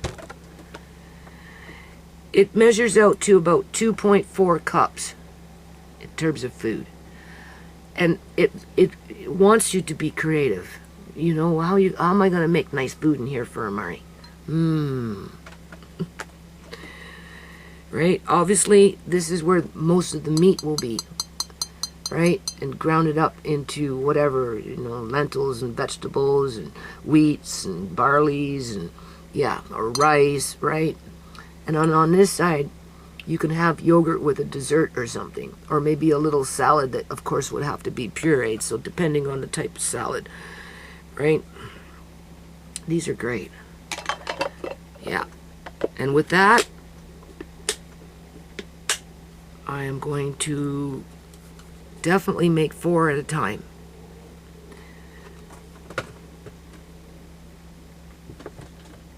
Amari's cookbook, right? These ones, I have to look around. And then I got this for me and Andre, but I could only get 1. And I could use this for Amari too. Because even if this came out, Andre can take, and then after put it back in the fridge. And then the next meal, he can have the rest. Or he can have a meal from that, and that could be the next day. Right? You understand? But basically, I bought these ones I wanted more, but they only had this one. So I'm hoping that the next Canadian store that I will be able to find. And I wanted 4 of these, so I need 3 more. And that would be basically for Andre and I. Because by the time I'm done doing for Amari, I'm too tired to cook anything else. So I might as well cook for, like, right? Because it's, you know, because don't forget I do the majority of the dishes, if not all of them. So instead of giving me what I wanted, they gave me this one, which is the same size. So I'll probably get a couple of those, because that would be nice for a salad. So I want 3 more of the one with the divide in the middle, the three divisions. 3 more of those. And I don't know, at least 1 more of these. Maybe, you know, you need, this is what I mean, you need better you need a bigger functioning kitchen to have these things where you need them. And so you can grab, right? So one more for sure, and then 3 more of these, with 4 more of those other ones for Amari. And that's how I'm going to build in Amari's side dish, Amari's menu, Amari's meals, whatever you want to call it, where it's dependable and highly nutritious, with bodybuilding nutrients that should be absorbed by the body, assuming that the pathways within the brain that controls those body functions isn't severely damaged to the point where it prevents it from happening. And that's what I could be up against when it comes to like trying to put weight on him. Okay. So, with that said, I wrote down some things here off of a video I was listening to. Blind as a bat, and I still do it. I will die, and my kids will go through my papers, and they'll be seeing that I have been writing for years. The only difference between now and what I wrote years ago, or how, it doesn't matter how many years ago, because I've been writing since I've been a teenager, it's big, and it's in black felt, where before I could write just with a pen or a pencil, it wouldn't matter. It was small, beautiful, right? I had good writing. So, now these are things that some, so we know that, so he's going on a high, well, I like to call it carnivorous, because if as soon as you say carnivorous, people think of meat, okay? And it just makes it one big broad sweep. Doesn't matter if it's the fowl, it doesn't matter if it's the freaking fish, it doesn't matter if it's freaking mammals. A mammal is a pig, a cow, lambs, sheep, whatever, right? Goats, those are mammals. And then, of course, there's poultry, any kind of poultry, to which I want to be, I want to, I like to give them, variety, right? When I can, eh? Plus, different meats, obviously, you all know, digest differently. Some are easier to digest, others not so much.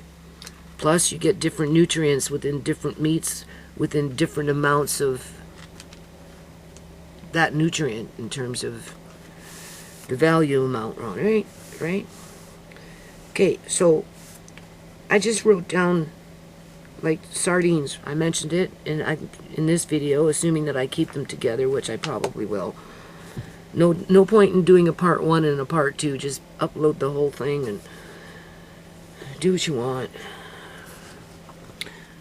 I don't care at this point, because honestly, I'm not even in the mood to convert this video over, okay? So I got a long couple of weeks ahead of me. Oh, you don't even know. So sardines, I already mentioned. I want to, and because they are such a small fish, and they're high up on the food chain in terms of, like, they eat food that isn't contaminated so much with mercury. Do you hear that noise from those people building next door? Oh, every day. So they're not really that high up on the, they don't have a lot of mercury in them, right? So for an elderly adult, it would be to eat sardines 2 times per week, where with Amari, I could take 1 can and give him 1 can a week. Right?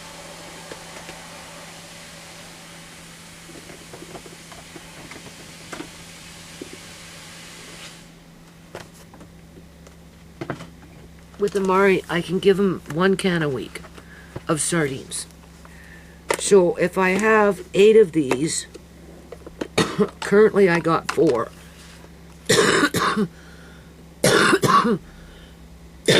1 can of sardines could be divided into 2 portions for him.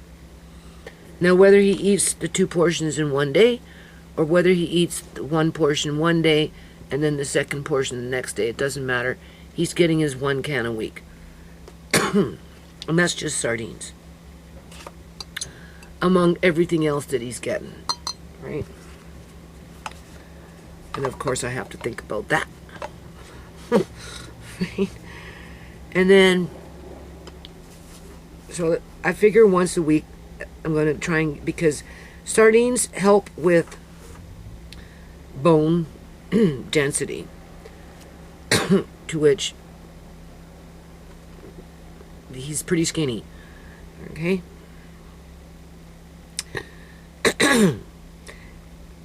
It has the calcium, the collagen. He also needs the collagen, right? And vitamin D, omega-3s. Helps bones, brain. So anytime we can feed the brain, that's good. Heart, bone density, health, and it also they help to reduce inflammation. And of course, you know I love my sockeye salmon. So,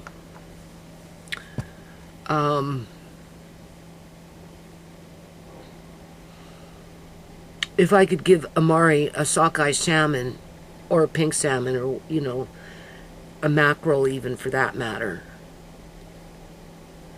because I got canned mackerel, and I home canned some mackerel too.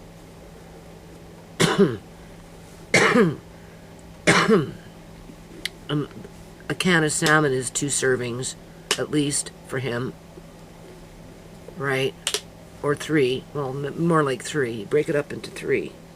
Hold on a minute. What happens is I get waves of heat,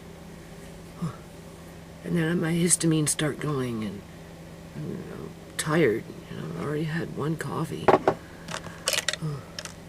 Okay, I don't know what I was talking about outside of, I'm winding up this video, right?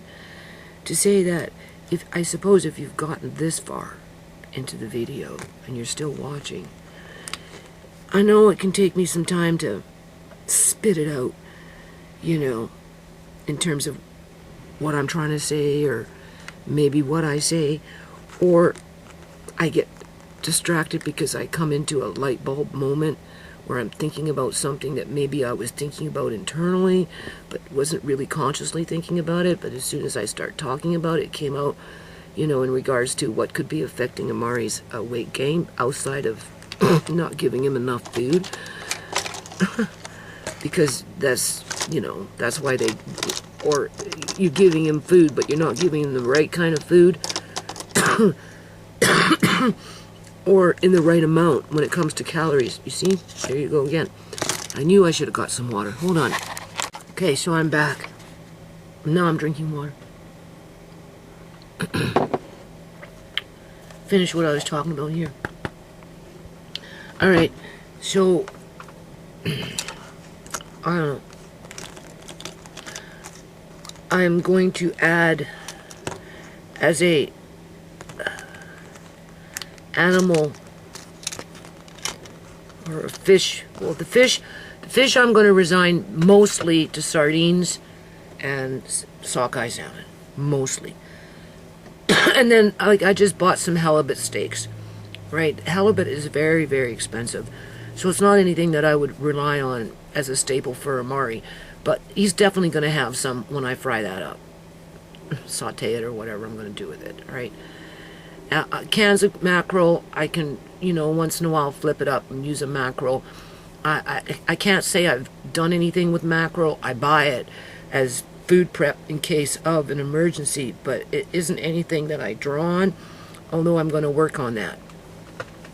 So with that said, I should write it down, and just so I don't forget about it, because I'm focused on on the sardines and the sockeye salmon.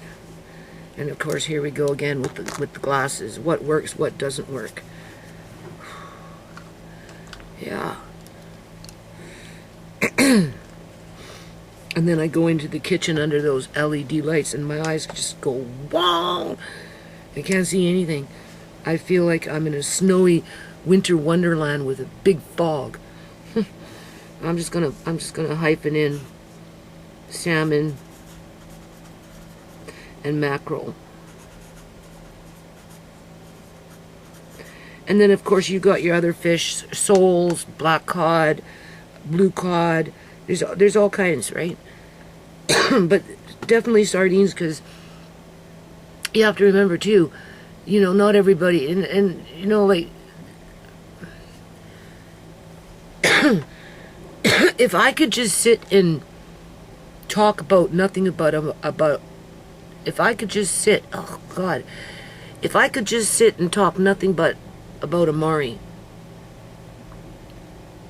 and his special needs and what it requires to look after him based on quote-unquote science and common sense and whatever,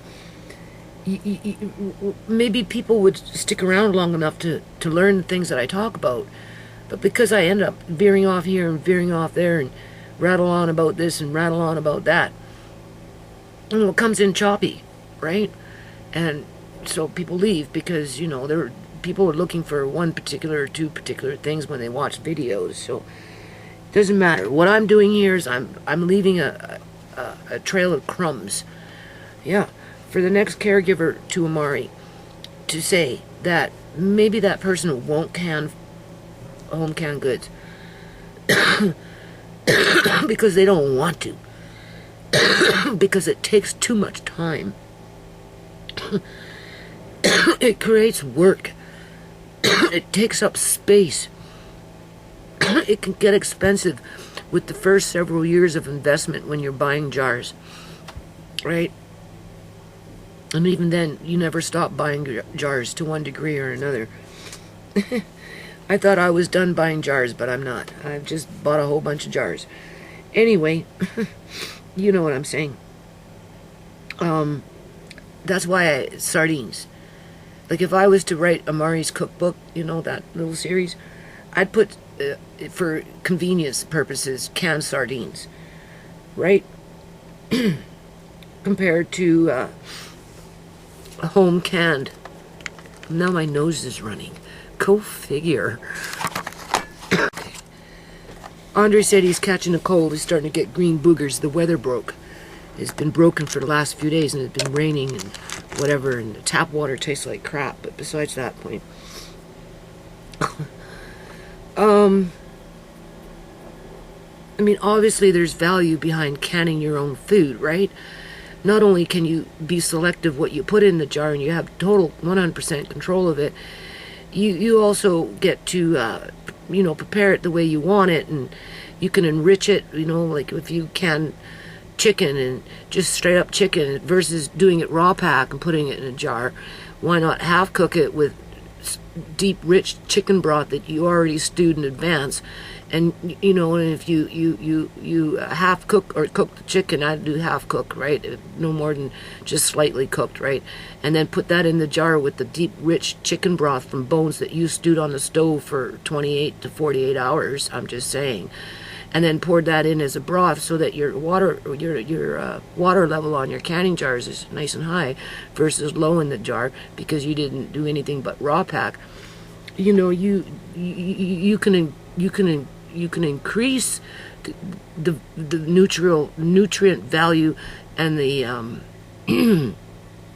vitamin count, as well as just the general nutrition of it, by taking that little extra time to get a better product than if you were to go buy canned chicken in a can with a pull tab. Okay, there are more nutrients in my home canned chicken that have been canned with rich chicken broth with limited salt compared to what you buy in a can. a pull tab canned chicken.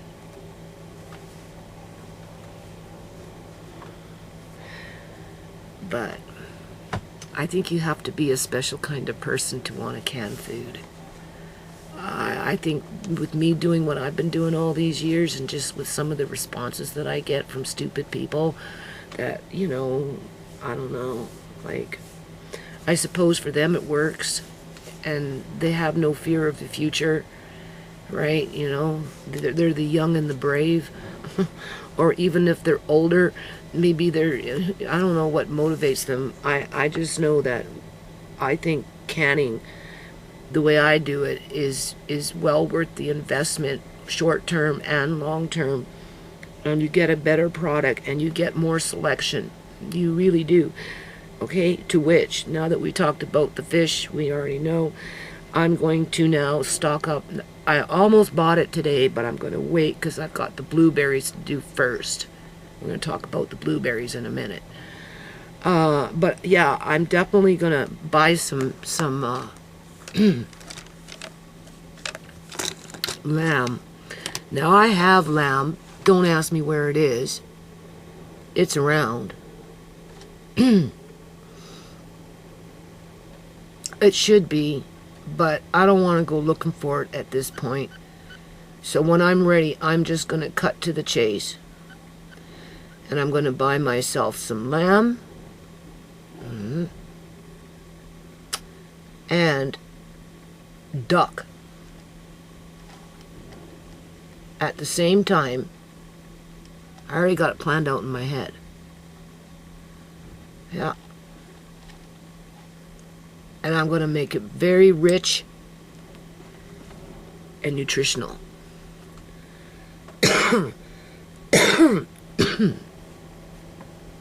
I'll show you. Right now, I took one off. I wanted to get shanks, but I got it in my cart. Here we go again. It's all that dust they're spewing around out there.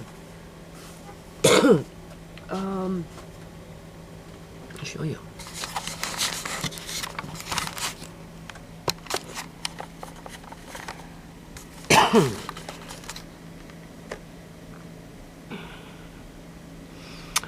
Yeah.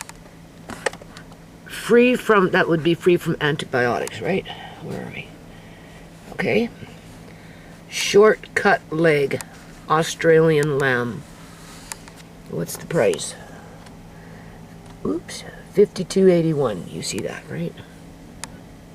And then we've got fresh from Australia lamb shanks. Oh, I did keep the shanks because I'm pretty sure there's bones in it because I want to make a broth. Okay. That I'm going to can the meat in. And then at the same time, I'm going to buy 2 frozen duck because I'm going to introduce duck into Amari's program. Okay? So this is a grade A frozen duck for $22, and the duck is $3.49 a pound, so that's not too bad. And then I'm going to put little parsnips in with my duck when I can it, depending on how I can it, in 250 ml size jars, which would be specifically for Amari. Okay? And then just 1 frozen utility duck. All right? Now, there was also another lamb because I was like, I took it off. The bill came up to $160, and I'm like, ew, you can do this, Judy. Oh, just buy it now. In 2 days, 3 days, you could be canning up lamb, and you could be canning up duck, and yeah. No. And these are superfoods for putting on, you know, the weight, right? In terms of muscle and muscle building, you know, building bone density. Obviously, each animal or fowl have different nutrients and different amounts, right?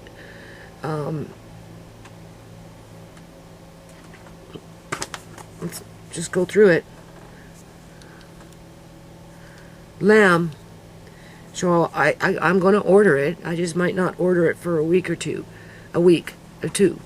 If it takes 2 weeks, I'll order it in 2 weeks. I'd like to get it over and done with, though. Right? So, we'll see. So, anyway, lamb. I mean, you want grass-fed, right? But I don't know where I'd find that. So, I'll settle for what's there. They're antibiotic-free, so I guess that's good. They're full of omega-3 fatty acids, more than beef. And beef is hard to digest, so that is the one meat that I don't give Amari very much, because it will sit in the gut for weeks. It doesn't, right? It doesn't digest very well, and it tends to sit in the gut. But beef is really, really high in nutrients, so, you know, you got to get that. He does get beef, but I'd like to give him more beef if I could, but I can't because of what it does to the gut in terms of it doesn't pass through the gut very fast. It goes very slow through the gut. Muscle strength, so it's supposed to help build muscle strength, but if his muscles aren't forming for whatever reason, no matter what you're doing in terms of trying to feed him, with or without supplemental drinks, and he's still not developing muscles, then maybe it is related to the brain. Okay? And that's where maybe the doctor has to, I don't know what he's looking for with the MRI, but maybe, you know, there's certain parts of the brain that would, those nerve paths, you know, sometimes they're very deep in the brain. And that could be a problem. But I won't know until I get him on a regular schedule with a basic base calorie count, so that the dietitians that I'm working with, when I come into contact with them, or even for myself and for Andre and for anybody that's going to end up looking after Amari after I'm gone, they have that you know, trail of crumbs where they can just say, yeah, you know, you've done this, this, and this, and it's working or it's not working. We won't know until I, like, really up my ante here. I'm trying to up my ante, and I'm trying to stay positive about it, okay, people? It's very important as a caregiver that you don't give up. Oh, which reminds me, I wanted to thank, I hope you're a friend and not a foe, to the 2 new members that subscribe to my channel. You came in as hidden users because your name didn't come up to say that you subscribed, or at least I didn't see it. But whether you stay or not, you know, maybe you're a caregiver to somebody, or maybe you will be one day to somebody.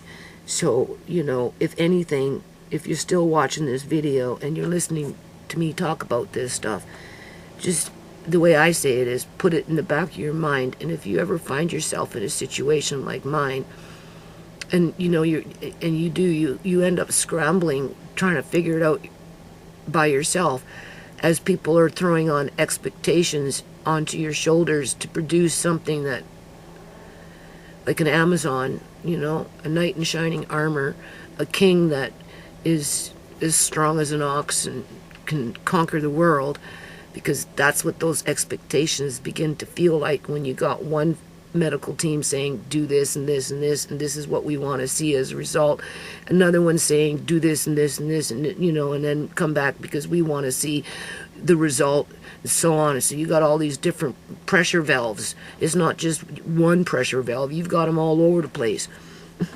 You know, and it can get really daunting and very discouraging. And if you get trapped into the daily grind where you're the one that's doing the majority of the work, whether it's laundry, whether it's cooking, whether it's shopping, whether it's, you know, doing the dishes, you know, feeding, whatever it is, right? It becomes a daily grind. And because you love whoever it is that you're doing that for on a daily basis so much, and you don't want to drop the ball, right? You know, you try hard, right?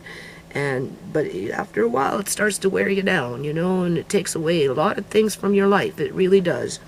It is a sacrifice. You know, you're a caregiver to somebody that you love and they love you, versus, you know, being in an institution where it's a group home where you have a staff that helps to feed the group, right? It's a little different when you're the sole provider, basically, with the few people around you that may or may not help you depending on their capabilities, right? Okay, that's what I'm trying to say. So just because you're not in that position today doesn't mean you won't find yourself in that position in 20 years from now, when the stork comes along and just whoop, pops baby into your lap and say, oh, well, you have a choice. What do you choose? I'm giving you alternatives, and I'm giving you foresight as to what you might come up against if that should ever happen to you, because it's frightening. You see them wasting away with that wasting away disease, whatever it's called. There's a name for it, and we'll just say that that's what Amari suffers from. And no matter what you do, doesn't matter what team you're dealing with, it doesn't seem to change anything. But at the end of the day, everybody's pointing fingers at you that you're doing something wrong. This is where you gotta just say, to heck with it, and just keep on trying, and, you know, build on your game. And if you remember the few things that I told you 10 years ago, because it took 10 years for you to have a child in your care, like I have in Amari in my care, and you watched my videos 10 years ago, and you just happen to remember what I said, if that motivates you to do a good job and be successful at what you do, looking after that child, then these videos will be worth it. I won't be around to see it, but for that child and your family, oh yeah. Oh yeah, this is not a game, Tamika Johnson. I don't know what the hell you're fucking thinking, but you act like a bloody 4-year-old in a freaking, what is that called? An amusement park. You think the shit that we go through is a joke? Oh, I noticed you took down your little, what was that called? Short. You had 5 shorts you posted after I uploaded my video. And then you came and you took one down. The one you took down was the old woman standing by the counter, and something blew up in her face and made her fly halfway across the room, with a black man laughing about it, thinking it was funny. I noticed how you took that one down. But yeah, that's pretty much your character. That's what you think is funny. Yeah, okay. So, being that you don't want to share anything with your child, if you should happen to have one, well, I hope that somebody's ears ring on the day that you give birth to a child that you might happen to have, because you haven't had it yet, and they come in and they take that baby away from you, being that you don't want to share anything with it, because that right there says that you would not make a good mother. These videos are not for you. They're for people that find themselves in desperate situations and just want to have a comparison, whether it's to help them with their own lives or just, I don't know, right? Everybody's got their problems. Sometimes problems take a long time before they manifest. This is what cerebral palsy teaches you. Amari was showing signs when he was born, but the symptoms are still developing. And he's going on 8 years old, with the projection of his brain at some point will start to die, based on the damage that it's received in combination with seizures. And you, as a caregiver, are required to fix it all and make it better, so that the workers can say that they did a good job by telling you what to do. Give him more fat. Give him cottage cheese. Give him, just give him more butter. Give him sour cream. Give him whipping cream. That's not a solution. I tried that. It didn't work. Not saying that those food groups aren't important, because they are. But sometimes you have to look outside of the box. So we're bringing in lamb in a box. I'm gonna, being that I'm not gonna order this right now, I'm gonna tap on the, I'll show you in a minute. Okay, so what is it good for? So fatty acids, Omega-3 fatty acids, more than beef. Builds muscle strength. Let's be hopeful here, people. And can't read my own writing.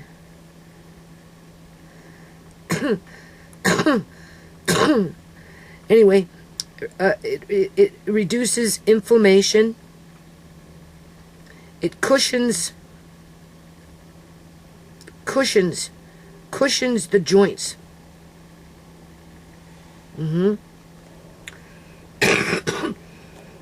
High in B12, zinc, and it helps to build immunity. And of course there would be other benefits in there. And you kind of want to look for the leg shoulder.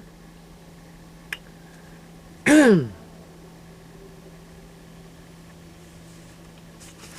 you want to kind of cook it on slow.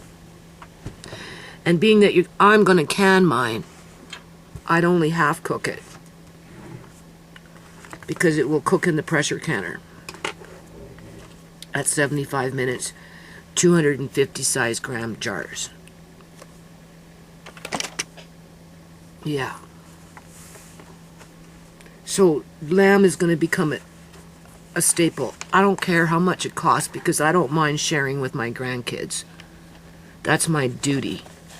I do the best I can. And whenever I can up my game, that's what I do. Yeah. And I do think that, I don't want to say overwhelming the body with animal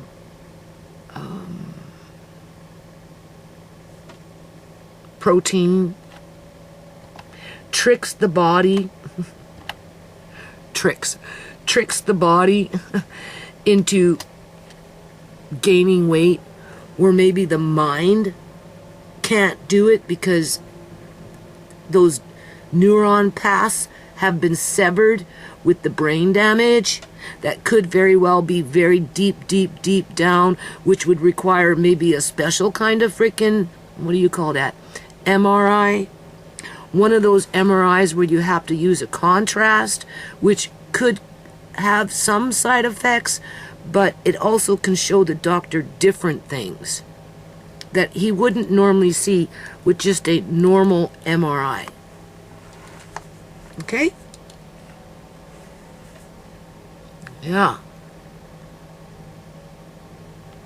I so want to can this up right now, but I can't, because blueberries, I should be getting at 88 cents a pound. I mean, come on, you can't go wrong. 80 cents, not 88, it's 80 cents a pound. You can't go wrong with that. That's really good. Yeah, I was going to get this one too, so I'm going to add this back on there, and then I'm going to show you again. When I do lamb, I'm going to do a good job. Oh yeah. Yeah, it jumped up to 167 only because I added in the parsnips to put in with the duck or the lamb. Just little pieces for flavor, right? And nutrients. All right. So we know we're going to add lamb to Amari's diet. And then duck. That's the next one. Now, I canned duck a long time ago. It was duck legs. I still have them in my room. Rhea looked like she pulled out one. I guess she was going to run off with it. I don't know. Anyway, I moved it. I don't know exactly where it is. I don't know if I put it back in the box with the other duck legs. I didn't really like the way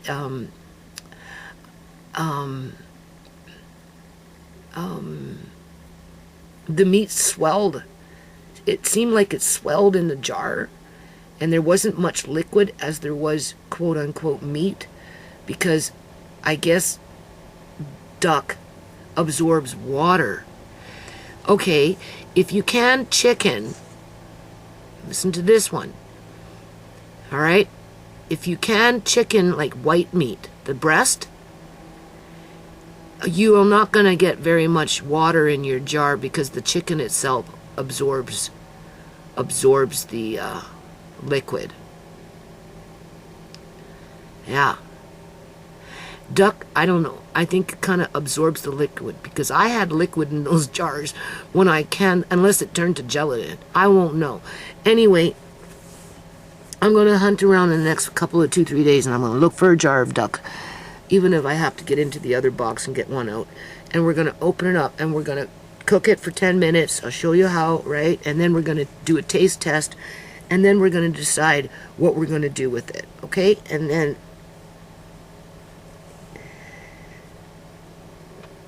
when I'm ready to do this order in a week or so, I don't want to leave it too long, right? I'm going to buy the 2 ducks because I want broth. I want broth. I want deep, rich bone broth. And I'm probably going to combine the duck bones with the bones from the lamb, wherever the bones are on the lamb. Okay, so I'll buy what I want to buy, unthaw the duck, right? Debone it to the best of my ability, right? And then debone the lamb, put all the bones into one pot, stew it for 24 hours or so. Then I'm going to degrease it because it's greasy. These are greasy meat products, okay? So you need to degrease it. You have to. I would really think so, okay? And when I'm ready, after I get my broth, right, then by then everything, the meat, whether it's duck or whether it's lamb, can go into 2 separate roasting pans, and then partially cook them just to get the juices to start running out. And yeah, and then jar them up and use your degreased bone broth, rich, deep bone broth. Oh my God. I'm looking for my meat grinder, but I haven't been able to find it. I'm so hoping it's in that cupboard over there. If I had it handy, because I don't want to use the other one I've never used. I want my old one. For all I know, Rita ran off with it. I wouldn't be surprised. I'd grind up some of it. I'd grind up duck, and well, I don't know about the duck, because I'm suspicious about duck. I think duck absorbs liquid. I really do. So I would tend to put less duck into a jar in little cubes cut, right, that have been half cooked, and then fill up the jar. Because don't forget, I'm going to be working in 250 size jar mills, right? That's not a very big jar. It's a salmon jar, right? It's the equivalent to the size of a can of salmon. But still, the nutrient value in it would be so good for him. And it would be worth it. And it's actually affordable. And you get the whole bird for less money than if you were to buy chicken. They wanted, I don't know, it was $52. This was not on sale. You know how, remember in the old days, you'd be able to go buy like 3 frying chickens in a row for $25?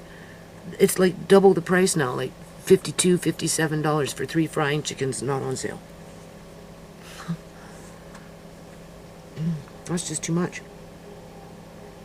Anyway, okay, so duck. Duck with skin. And you'd kind of preferably want to crisp the skin. So in that situation, I take the skin off a bit, depending on where it is on the duck. And I just put it in the oven and bake it separately for a while so that you have it, you degrease it, because that's what you're doing. You're rendering the fat out of it. Save the fat for frying something else maybe, and then take the skin and cut it into little pieces after it's been, degreased, and then crisped up a bit, and then put them in a bowl, and then when you're ready to can your duck, just sprinkle that into the meat after you've processed it, and then pour your liquid on, and then can it. So he is getting those nutrients within proportion to the size of the meal, right? So keep the skin and crisp it up, And the reason you're crisping it up is because you're rendering the fat. It's a different kind of fat that's on the skin, so it's not so fatty, unless of course that's what you want. It's rich in omega-3, good for blood flow, good for blood flow, for arteries, brain function, reducing inflammation,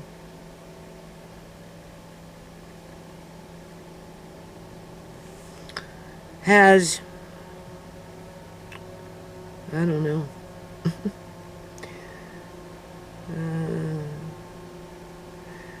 form of iron.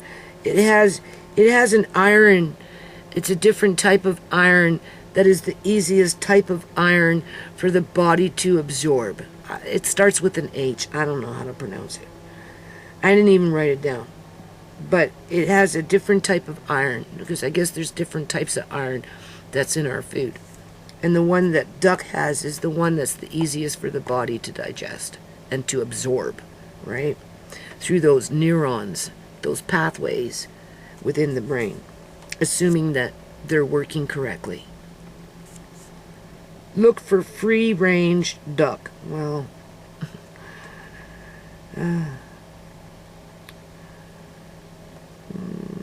roast gently. I would debone it, yeah, because I want to make broth. That's the secret to increasing your nutritional count and vitamins and minerals in your home canned goods, by bringing in those rich bone broths that have had 24 to 48 hours to seep. Oh yeah. And then the rest of it, I just chop up into ready-sized jarred pieces. Put, you know, when my bone broth is ready, then that's when I would throw them in the oven, half cook them, whatever. Take those juices I spread between the jars, and then I top up with the broth, and we're good to go. And any broth left over, I can it. Yeah. That's a lot of work, though. And I'm running out of space. But I have to do this because I can't just rely on turkey and chicken as a main staple, right? And only, you know, use beef once in a while.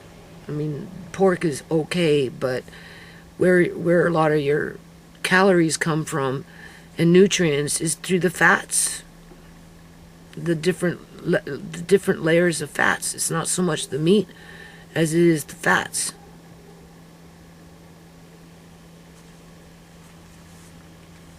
Anyway, and then beef liver, that person on that video was talking about, and we already got canned beef liver, and I think I found a package around here frozen somewhere.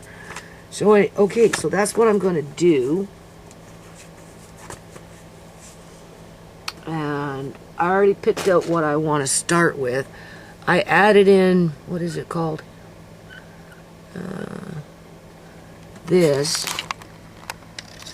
So when I'm ready to can up duck for Amari and lamb for Amari, this is how I'm going to do it. I'm pretty sure there's bones in this. Pretty sure there's bones in that. So I'm going to debone it, take off some of the fat. I would render the fat and jar it up and throw it in the freezer or something and use it for frying. If you can see how much that is. Right. And then we've got the frozen utility duck for $16. And then we've got some parsnips that you can just piece in for a little bit of, where am I? Where am I? Oh my lord, crashing. There we go.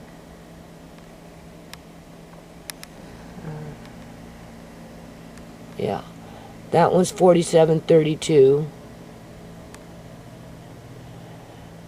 That one's $16. Parsnips for flavor. Grade A frozen duck for nutrients and muscle building. That one's $22.50. Free range lamb shanks because we want the bones. And then this is a leg, I think. I don't know, it's $52.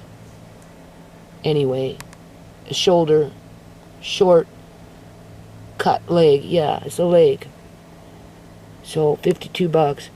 Total bill is $167. And before I do that, I have to do the blueberries. I'm not going to pass up blueberries at 80 cents a pound. Hell no. Especially when I'm looking at hundreds of dollars of juice once I run out of the juice that I have in containers already pre-made, versus if I get my, ducks in order. If I get my ducks in order, I can make my own blueberry cranberry juice, blueberry mulberry juice, blueberry goldenberry juice, or just straight up blueberry juice if I wanted to. I could mix it with apple juice. I'm serious. So I'm gonna can I've got at least, well, it probably won't be enough jars, but I've got 3 cases of 500 ml regular mouth size jars. So I'd like to do 2 for sure, and depending on how much is there, I might have to resort to 3 of them, or else dehydrate some, and of course give some away. I won't know until I get my 50 pounds for $40. Yeah. 1 pound in a grocery store is $8.799. 2 pound. I think a 2 pound container in a grocery store is $8. 2 pounds for $8. You can do that 5 times for $40. So that's 10 pounds for $40, where I get 50 pounds for $40. And the last 25 pounds, they're dehydrating. These ones came from my yard. There's a few more still there. So basically everything that I bought with those 25 pounds, most of it, the majority of it, got dehydrated, with the last little bit now in the dehydrator. And I'm going to order more specifically for canning. I told him that. And I'll probably still dehydrate a few more because, the trays are flipping around, eh? And because these will last dehydrated for years and years and years and years and years. You're like, you don't even know how many years blueberries will sit in a container and come out tasting like almost you put them in there yesterday. It's just use the jar, preferably, right? I mean, I don't know about, I wouldn't go out of my way to put an oxygen absorber in there because of the high sugar content that's in blueberries.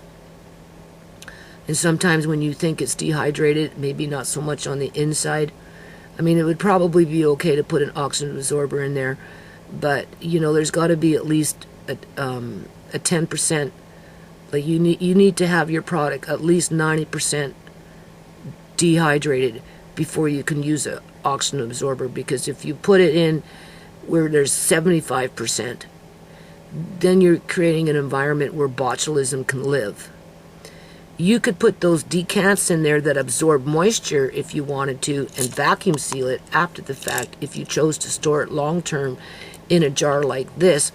And I wouldn't put it in an area where it's too cold, in terms of a pantry, maybe higher up or something where the air tends to be a little warmer versus close down to the ground. Because if you put the jar closer down to the ground where there's too much moisture in the air, even though it can't penetrate the food because, it's all completely sealed in a jar, you may get a film of, I don't want to call it mildew because it's not mildew. It's just, when something sits for 5 years, 6, whatever years, it gets, it's not mildew because you'd smell it as soon as you open it. It's like an oxidization, a result of oxidization on dry food, as if it was different from, wet food. Like, okay, if it's wet, if it's wet food, here's your food. Where am I? Here's your food. Your water line is up. Well, no. Yeah. So here's your food, okay? But your water line is a little below the food. So everything in the with the liquid looks like good. But anything above, sitting above the liquid in a jar with nothing in it, it starts to harden over, and I don't want to call it drying because there's no way for it to dry, but you know, it settles, right? And it oxidizes, and it's not as moist as if it was under the water. It's still edible. It's the same kind of thing when something like this sits for a long time. After a while, it's just the outside creates its own protection, I suppose. You could see it as a form of protection. I mean, if you opened up a jar and you smelled mold, then by all means don't eat it. If you smell actual mildew and it's like going into mold, then yeah, you have a problem. But if you see like a white film on the outside of things because it sat there for 5 years or however long, right? It doesn't mean that it's bad inside any more than it means when food is canned in liquid and some of it is above the liquid and it starts to change the outside and develops a crust versus being all juicy and succulent under the water. That doesn't mean that your jar is bad. Just means that the food oxidized within its environment.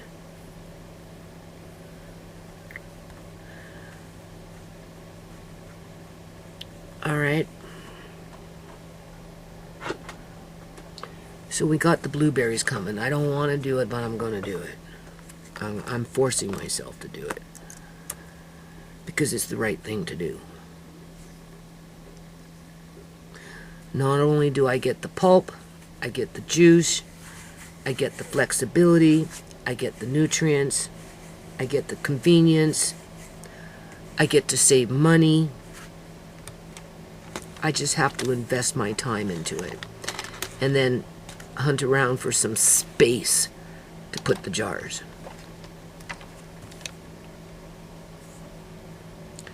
And Andre says the plums are on the tree.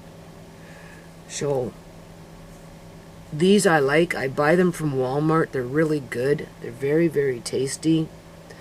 They're the same kind of plum. Only when I can mine, I don't know. It's hard to ripen fruit in this house. It is just, it gets too hot. And it's just not, I need a better functioning kitchen where, you know, things can be put off to the side for ripening. And anyway, you can't always have what you want, right? What I'm thinking, because I'm definitely gonna can some plums this year. I'm gonna attempt to. It's just really hard to ripen them in my house. To do that, right? Properly, because these ones, you need them to be sweet. They have to be ripe before you can just perfectly ripe. You right? You know, just right, and it's so hard to get it to that point, and then you can them. Oh. So I'm thinking, well, when the time comes, because when the plums come, they come. There are lots of them, and you know, I'm thinking maybe what I'll do is I'll get another. I only need to do a case, maybe two. And again, where do you put the jars, especially when people are fucking with your, boo-booing with your stuff. Anyway, I could do 2 cases of plums, or at least 1 case of plums, in 1 size liter jars, cut in half, and I could throw in a third cup into each 1 liter size jar with the plums that I'm canning. And because these are so good, if the ones I'm canning are maybe not as flavorful as I'd like them to be because they're just not ripening properly, but they're still cannable. That will offset whatever it is that I might not get under perfect conditions when it comes to ripening plums. Okay? Also, too, I have several of these in my jar. I have several of these in my bedroom, and I don't like storing things long term in a plastic. So, if I mix them with the plums that are coming off the tree, even if I open up 3 or 4 of these and divvy them out between what I can,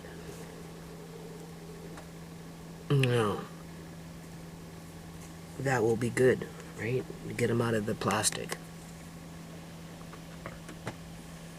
Because plastic does deteriorate over time. Okay, so that's it. So I'm looking at canning.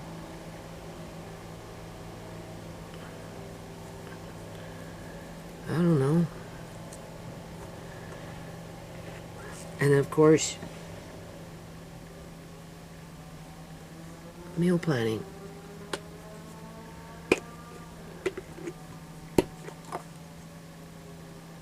For Amari, is I don't forget about Andre or myself when it comes to meal planning. Because by the time you go through, well, I'm going to do this duck, and I'm going to do the lamb, and, I'm going to can this, and, by the time you're done all that, you think you actually got time to sit down and make supper?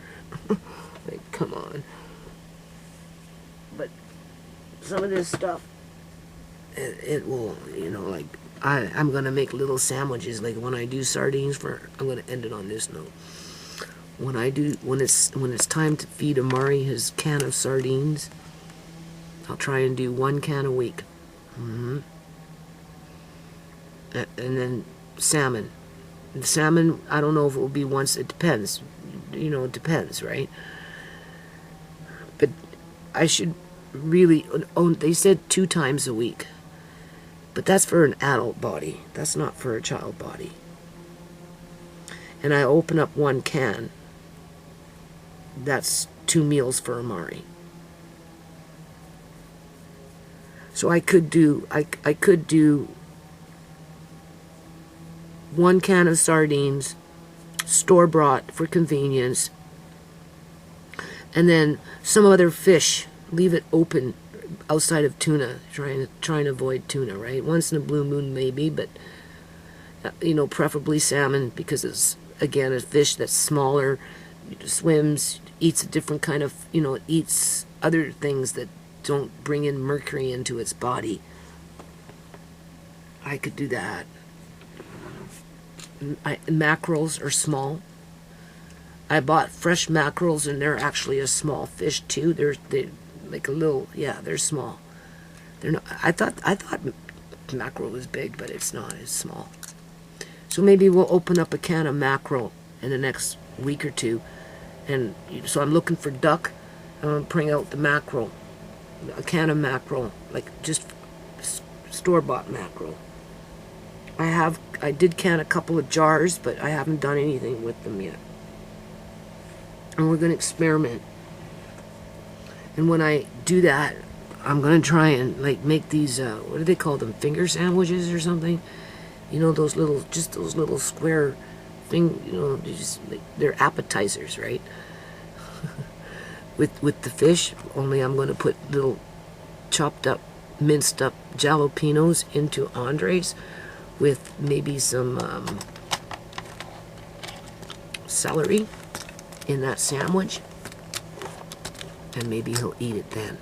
I'll have to try and get creative for Andre, too. Yeah.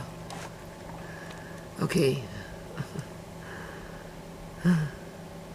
What's the time is it now?